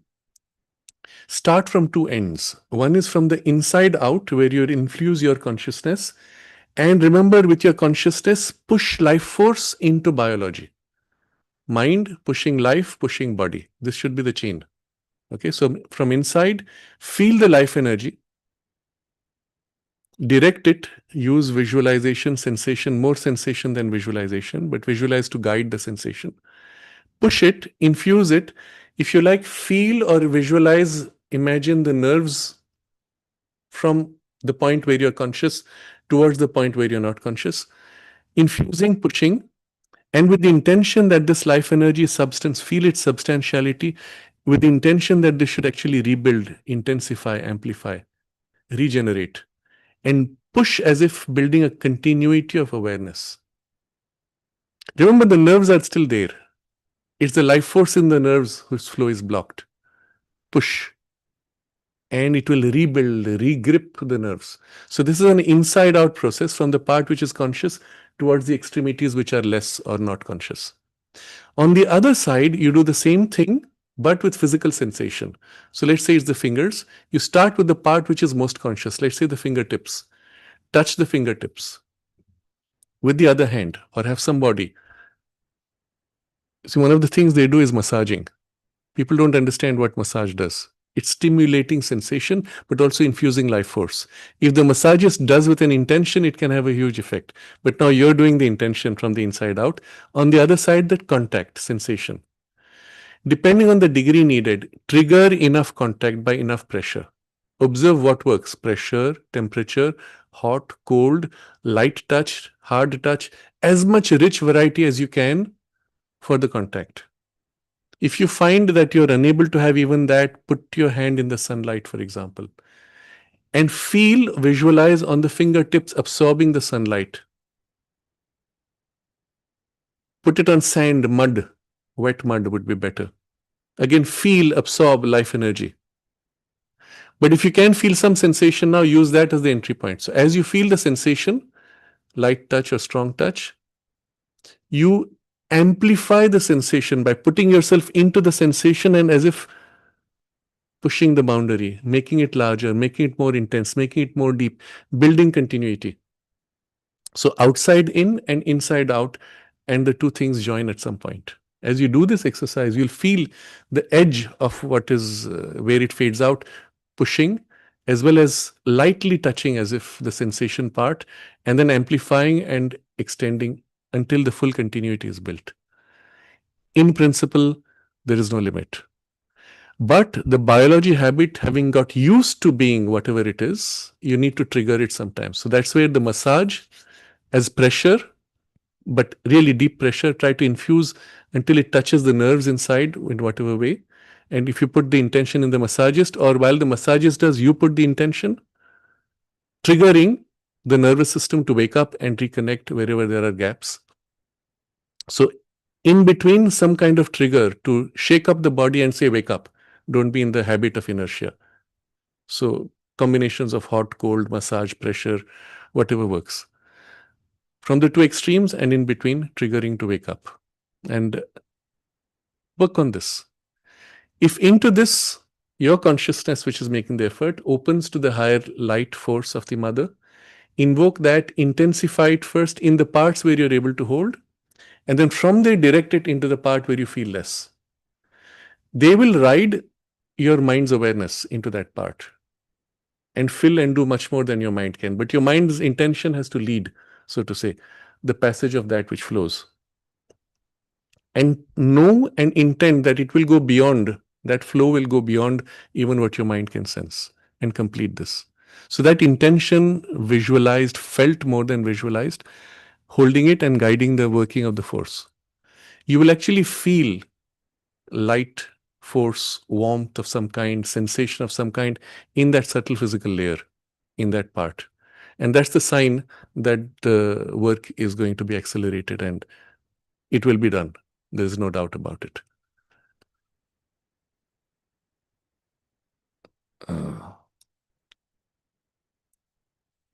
Okay, we come to... Yes, so Anupam says magician Houdini could move all his toes. And there are videos of that. You might find that on YouTube. It's quite fascinating. Uh,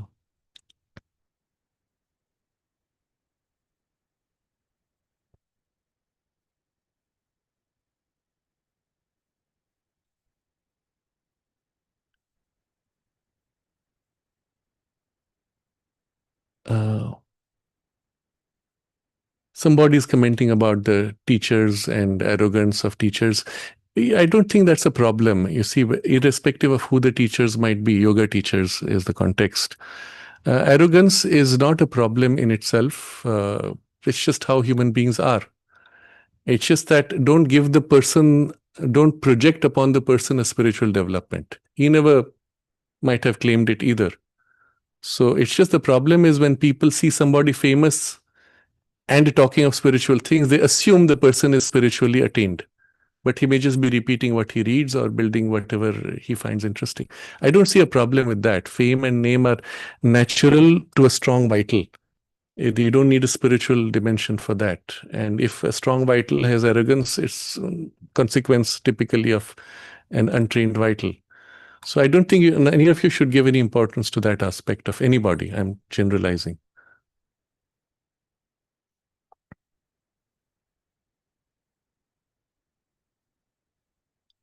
So Brooke is saying that her inner being was able to predict catastrophes in global events, but it has been suppressed. And she says, I'm not confident of my visions and cannot articulate them. I took a psychic development course, but don't feel this helped too much. Any advice on how to tap into this psychic being, given that I don't have much time to meditate or do yoga currently? So this word psychic, we have to be a little careful. When Sri Aurobindo uses the word psychic being, it is the inmost soul within us, the true divine element within. In the way, in the common vocabulary, people speak of psychic powers or psychic development or psychic training. They mean occult sensory powers of the surface consciousness. And they're two very different things. So you'll have to be careful with the usage of these two words. So when Brooke says that my psychic being was able to predict massive catastrophes, I will avoid that word psychic. I will say some part of your inner consciousness was able to, let's say, sense, more than predict, sense certain possible catastrophes. Yes, because this possibility exists. The problem is it is one of several possibilities, and one is able to sense them. You don't always know how to articulate. You cannot be confident of those visions precisely because they are not absolute. They are indications of possibilities. And the best is not to give them too much importance. The mistake people make when they enter the domain of inner vision is to assume that all that they see is it. Because there is not the deeper understanding that in the domain of inner perception, one sees realms, entire realms of possibilities, and they're all present simultaneously. Outside the physical domain, as you go higher up, you have a realm of range of possibilities crowding down as trying to assert their interests, top down. In the physical world, only one or a combination of all these as one outcome is possible. Which of these or what combination you are unable to see because there is not enough deeper perception to distinguish the balance of these forces, or behind them the greater powers which use these forces for a specific outcome. That has not developed. So the problem with all such what we call psychic insight or psychic sight, not of the true soul, but this surface occult inner sight I will use, or inner perceptions, is that they look at the surface and stop at the surface. So it is generally recommended not to rely upon them, rather take those as warnings when it's negative, or when it's positive, take them as possibilities that if you work hard, you might be able to actualize, or if it's negative, if you work hard, you might be able to prevent. Take them as possibilities purely. So the part which was perceiving these, you should avoid the word psychic being there. You should simply say some inner sight. And even with the opening of the third eye, which is not a big deal, which has no spiritual value in itself, one can begin to have visions of this kind. What is the value? Very little. I remember a book which came out in the 1980s, probably around 84 or 83. And my teacher, MP Pandit, had received that book, which was titled, "We Are the Earthquake Generation."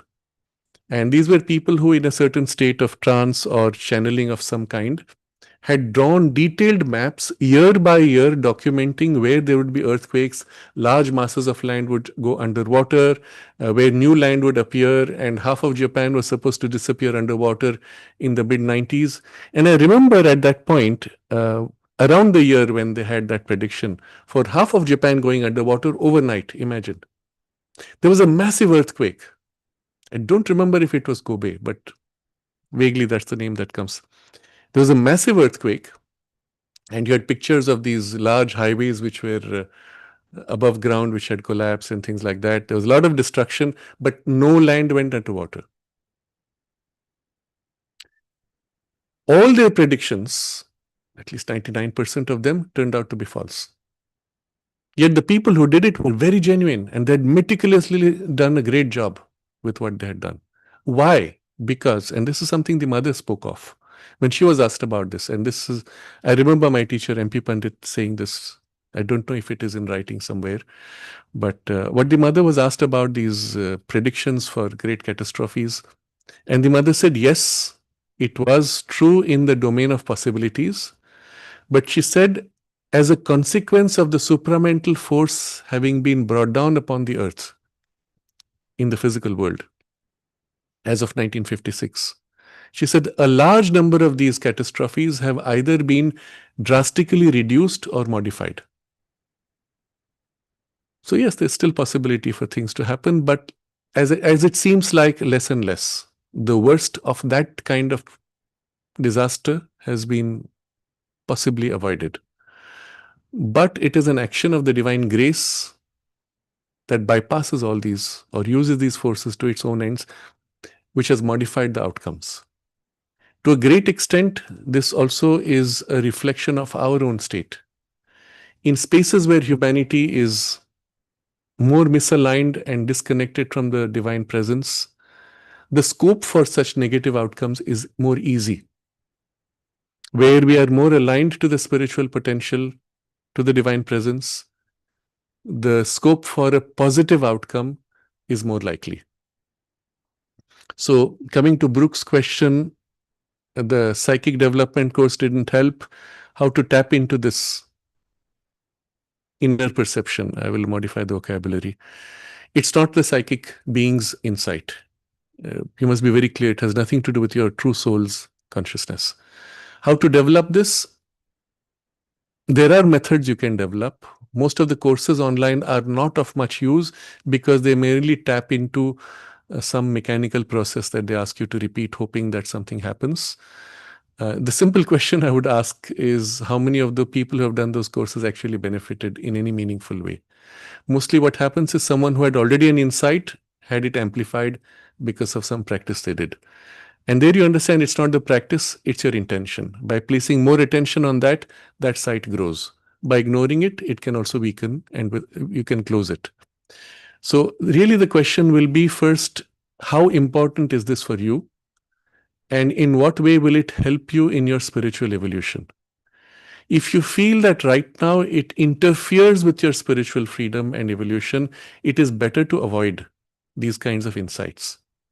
Because if you see something negative and you obsess and fixate over it, you help it to happen. If you did not see it, you would probably act with great freedom without fear. Having seen it now, you're bound with the fear that that might happen, or you're convinced it will happen, and often it doesn't happen, which is why you feel that you cannot rely on them. But the question to ask is it helping you to have that? Or is it hindering? If it is hindering, better to avoid. If it is helping, or if it is necessary for the particular kind of work, let's say you are working in the field of medicine or in some kind of psychotherapy, and it helps you to see what is behind a certain problem. And I know a few people who have that kind of insight. There it might be useful, used within that context, but do not apply it to your own life, because then you can get into a big mess. So you must be able to first modulate that capacity, activate it when you need, and choose to ignore it when you don't. And then if you find that you need to do it in that state for that particular work, I would say since you have already a kind of an opening, the starting point would be first make yourself very quiet. Put an intention. ask for the help from the divine consciousness, saying, show me what is relevant for my evolution or for that person whom I want to help. Put a filter there consciously, rather than just opening to anything that comes. Just that intention is often enough to act as a filter. Equally, the intention to say, I don't want to see anymore, is a filter which will tend to close it. But in this case, put a positive intention with the filter. And then keep a very quiet mind with no preconception.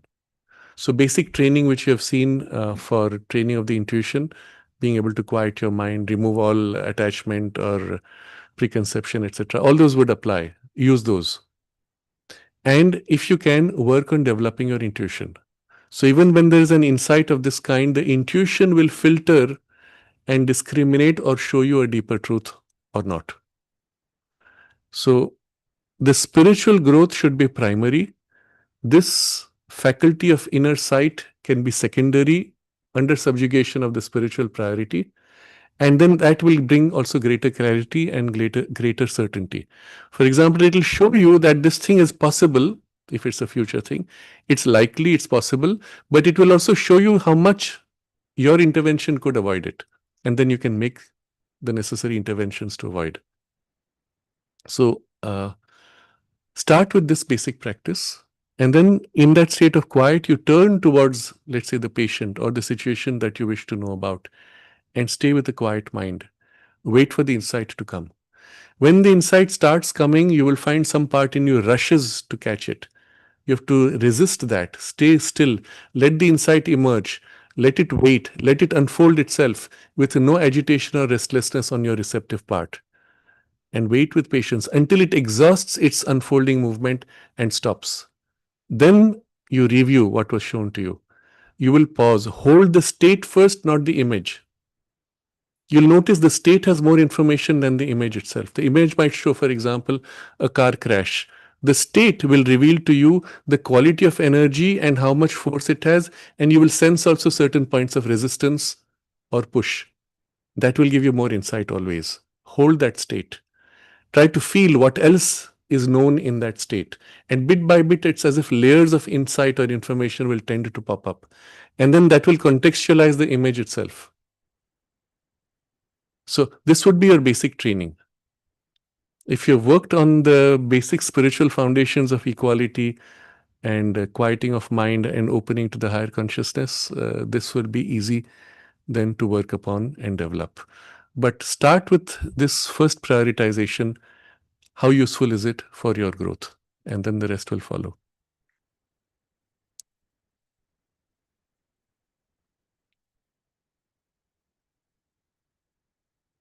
So EJH has asked how to develop intuition. You can read Sri Aurobindo's chapter, Intuitive Mind, in the Synthesis of Yoga. I have a series of talks on this topic. I think it is number 62 on the 71 on evenings with Sraddhalu. Sorry, 65 to 71, where I've discussed levels of consciousness and also where intuition comes and how to develop the intuition based on that chapter. You'll find that helpful because practical methods are discussed by Sri Aurobindo, and I've elaborated on certain aspects where you'll find certain practices to be helpful.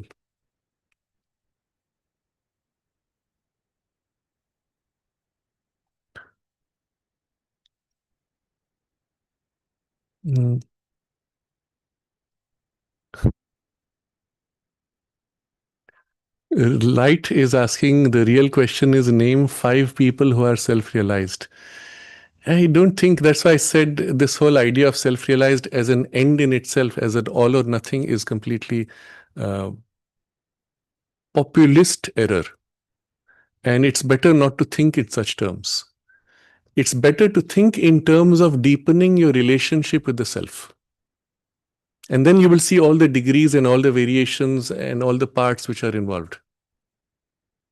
All these ideas come from a wrong understanding. Some of it, I'm sorry to say, it comes from a lot of these traditions which speak of instant enlightenment. Some of it comes from the Buddhism, which went into Japan and got mixed with certain ideas, which comes back as what they call Satori, and they call it enlightenment as a translation. And then in the Buddhist community, I find they use the word enlightenment to describe nirvana, which is not the same thing at all. So I sometimes, just to provoke this shows how ridiculous it is. You say Europe went through the age of enlightenment, whatever 100 or 200 years ago.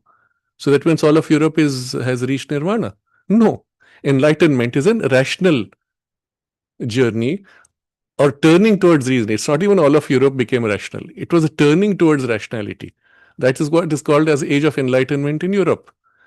What has rationality got to do with nirvana? Nothing. So why use a word which is fundamentally different in meaning for a term which is totally different?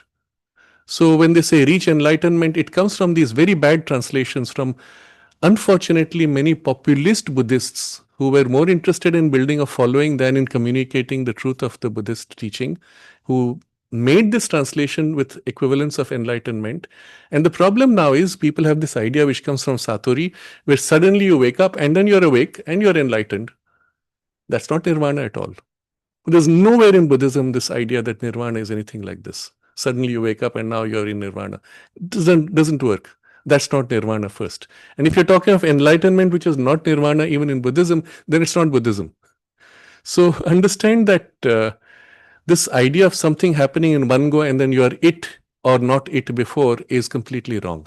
Yes, there are stages where you wake up to certain experiences, certain insights, certain stages of consciousness. You fall back from them typically because none of them tend to stay long enough, because it takes time to integrate. How much of integration? What does that state even represent? It might be a state of light of any kind, a mental light. It could even be an intuitive light or a spiritual light, but it is still a light. It is not an realization of the consciousness.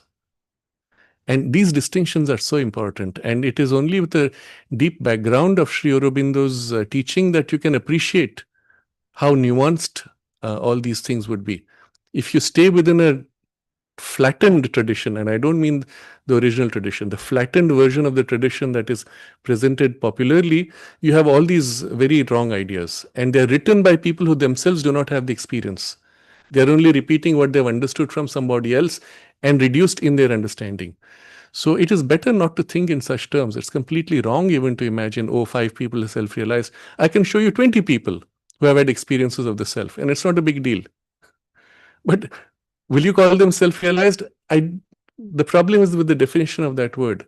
And what I will say is, when a person is able to concentrate and enter in relation with the self, feel the presence of the self, live in it for a certain duration, maybe minutes, maybe hours, maybe even days, just to get to that point is very easy and within your reach. And I will show you not 20, but many more living people who have that access. Work for this. Don't think of an all or nothing self-realization. Rather, deepen your relationship with the self, with the divine presence in whatever way, aspect, or part of you that you can feel and relate to. This is a much more useful approach from the perspective of the integral yoga. Because remember, in the integral yoga, we want to put all of ourselves in relation with the divine as completely as possible. Start with the parts in you which can feel most easily, and with the aspect of the divine that they can feel most easily. So there could be many points, from your heart a certain aspect, from the mind a certain aspect, from your body a certain aspect, and just start building and deepening that relationship. And you would have reached something far more valuable than many people who might claim to have been enlightened out there, which would mean nothing for most people. And I've met people who have claimed to be enlightened and they had nothing spiritual.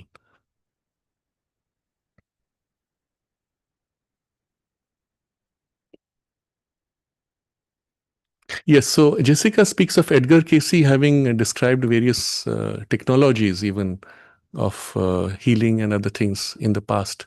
And all that knowledge, it shows you, is available still. One can tap into it in this way by going into the past, or you can tap directly from above, or as Mark describes, you can receive a bundle of knowledge information from somebody who transmits it into you, and you have the ability, the consciousness, and the capacity to exercise it. And all this is available. None of it will change you in consciousness terms. So there are two choices you can make. You can either go into recovering this kind of knowledge and heal people who still stay the same in consciousness, or you can work on growing in consciousness and changing the human condition. And with that, inevitably, all this knowledge will come back.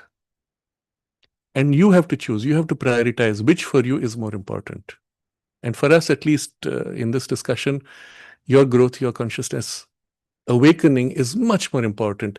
And trust that all this knowledge can be recovered very easily. It's not so difficult. Edgar Casey did it in a way. There are many others who can do it. You can learn to access even specific kinds of knowledge, but build your capacity for that access. And that will come by building the closeness with the divine consciousness. Yes, so I think we'll pause here. If there are any other comments or questions, we'll keep it for another time. Next Saturday is a special occasion. It is the... Okay, sorry, one last comment. Brooke is saying, are you saying that I made the catastrophic flood in North Carolina this year because I made it happen by foreseeing it and choosing to believe it? No, that's not what I'm saying.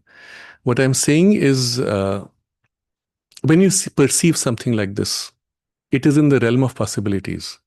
Sometimes the possibilities are very concentrated, very densified. They will happen despite any effort you make, because it has consequence with many other forces than yours. You only saw something happening. You have no say in whether it should happen or not. On the other hand, if it is in the realm where it is still in a balance, not just you, but a large number of people, especially on a scale like this, a large number of people can even intervene by prayer, by changing circumstances to prevent it. This is at the level of floods, where obviously the scope is much larger. But if it is in your life, you see, for example, the possibility of an accident when you're driving a car, or a friend of yours is driving a car, there you alone can intervene enough to prevent it sometimes. And so that's where you have a choice to intervene. In other cases, you may not have much choice because your capacity is limited. But if you are living in a larger spiritual consciousness and you saw that happen, you could, with the greater power of that higher consciousness, intervene and prevent even that flood. As you are, you cannot. It doesn't mean you're responsible. You just see something happening. It's not a big deal. But does it help you to see it? If you could prevent it, it is useful. If you cannot, does it help you to see it? So I don't have a problem with seeing things. The problem is, can you still continue on your spiritual journey, or is this distracting you from your spiritual growth? That's what I meant by does it help you? If it does not, if it distracts, it's better to avoid looking at these things. If you see it happen nevertheless, and it does not distract you from your spiritual growth, observe. Use this as a training ground for refining your perception and drawing upon the intuitive discrimination. Observe how much of what you saw came true, how much was mixed. Try to distinguish in the perception itself and make the perception more clear, more true, more reliable. Notice how your state of receptivity changes the quality and reliability of the perception. Work upon that. So in this way, you can make it a part of your spiritual journey. If you can do it that way, that is useful. Otherwise, it's a distraction. I'm giving you a context in which you will put it in right use, if you can. That was my intention. I hope that is clear enough. So I'm coming to, we'll have to close to today. We have crossed our time limit already. Next Saturday is a very special occasion. It is the birth anniversary of my teacher, MP Pandit. And as it happens to come on a Saturday, it would be a useful occasion to speak or share something about him. So I would suggest that for those of you who might have some questions regarding this, about him, about his life, or about his work, if you have any questions, please do send. And on the email, which is the email on which you can send all the questions, integralstudies.in@gmail.com. Send your questions to that, and we will take them up. Or if nothing else, I will share some of my experiences about him, about his life. Not that I have had much. There are others who have been much longer. So if any of you would like to share some of your experiences, you can send those also, and perhaps we will read from those and see where we go with that. It will be a useful occasion to dwell on someone who has been a great inspiration for many thousands, and for me particularly in the sadhana, and whose books now numbering more than 150 have also been a great aid in the sadhana for people. And we'll hear more about that next time. So it will be a worthwhile dwelling on it. So for today, I would like to close our theme. There are a few more questions. We will merge it into another time when we have scope for questions. We took up this theme of conscious reincarnation with the intention of understanding what happens in this transition, but also what we can do to build continuity. So that when we come back next time, despite the conditions of the world, we may be able to carry whatever light we have been able to gather in this lifetime into the next. But also keep in mind what I had suggested earlier. What can you do today to build in your environment, nourish enough light that when you come back, you can draw upon it also? Isn't it? That should be our goal. Very selfish goal from a certain point of view, but you can use this larger selfishness for a way to also assist in the larger development of humanity. Create within your space, as much as possible, an influence of light, a circle of light. And it is through these that the new reincarnating souls will find the nourishment to bring also what they can bring in assisting evolution. The mother spoke of this passage particularly in such terms, and I'm saying it in my own phrase now, as the darkness, the tendency for the darkness to grow intensifies, it's not that the darkness has to be everywhere. Where we make an effort, we can hold circles, centers of light. So it will be through these centers of light that the knowledge and the continuity of the evolution would be taken across to the other side of that passage of darkness. So even if it happens that we pass through one of those dark nights of civilization, as the mother warned about, even if that were to happen, we would come through with these little focal points of light. And the question for us should always be, despite appearances of darkness and difficulties in the world, it will end. What will you do to help what happens in the rebuilding after? What can you do now to assist in that rebuilding? What can you do now to protect this spiritual light, presence, knowledge, experience, growth that you have to carry it through? And you don't need to be bound by that darkness wherever it might be in the world. You can be free of it in your little space, individually and collectively, and push through. And that's why the importance of many such spiritual communities. And a community could be just 2 or 3 people. It could be even one as a seed for a community which grows eventually. But wherever we are, we can also have a community which is spread out. You don't have to be in a physical space. You connect on a deeper level, which is possible because of such means through the internet. And so, in a sense, we are a small community. And if we hold within us this aspiration to build this continuity and also to work for the future, which is inevitable, there's no doubt about that. But start now to build for what has to happen. And start with yourself and your life and your immediate circumstances of life. Then we will have fulfilled our purpose individually, but also served humanity and the larger evolutionary purpose of the divine. Let's stay in this aspiration for a while together as an online collective.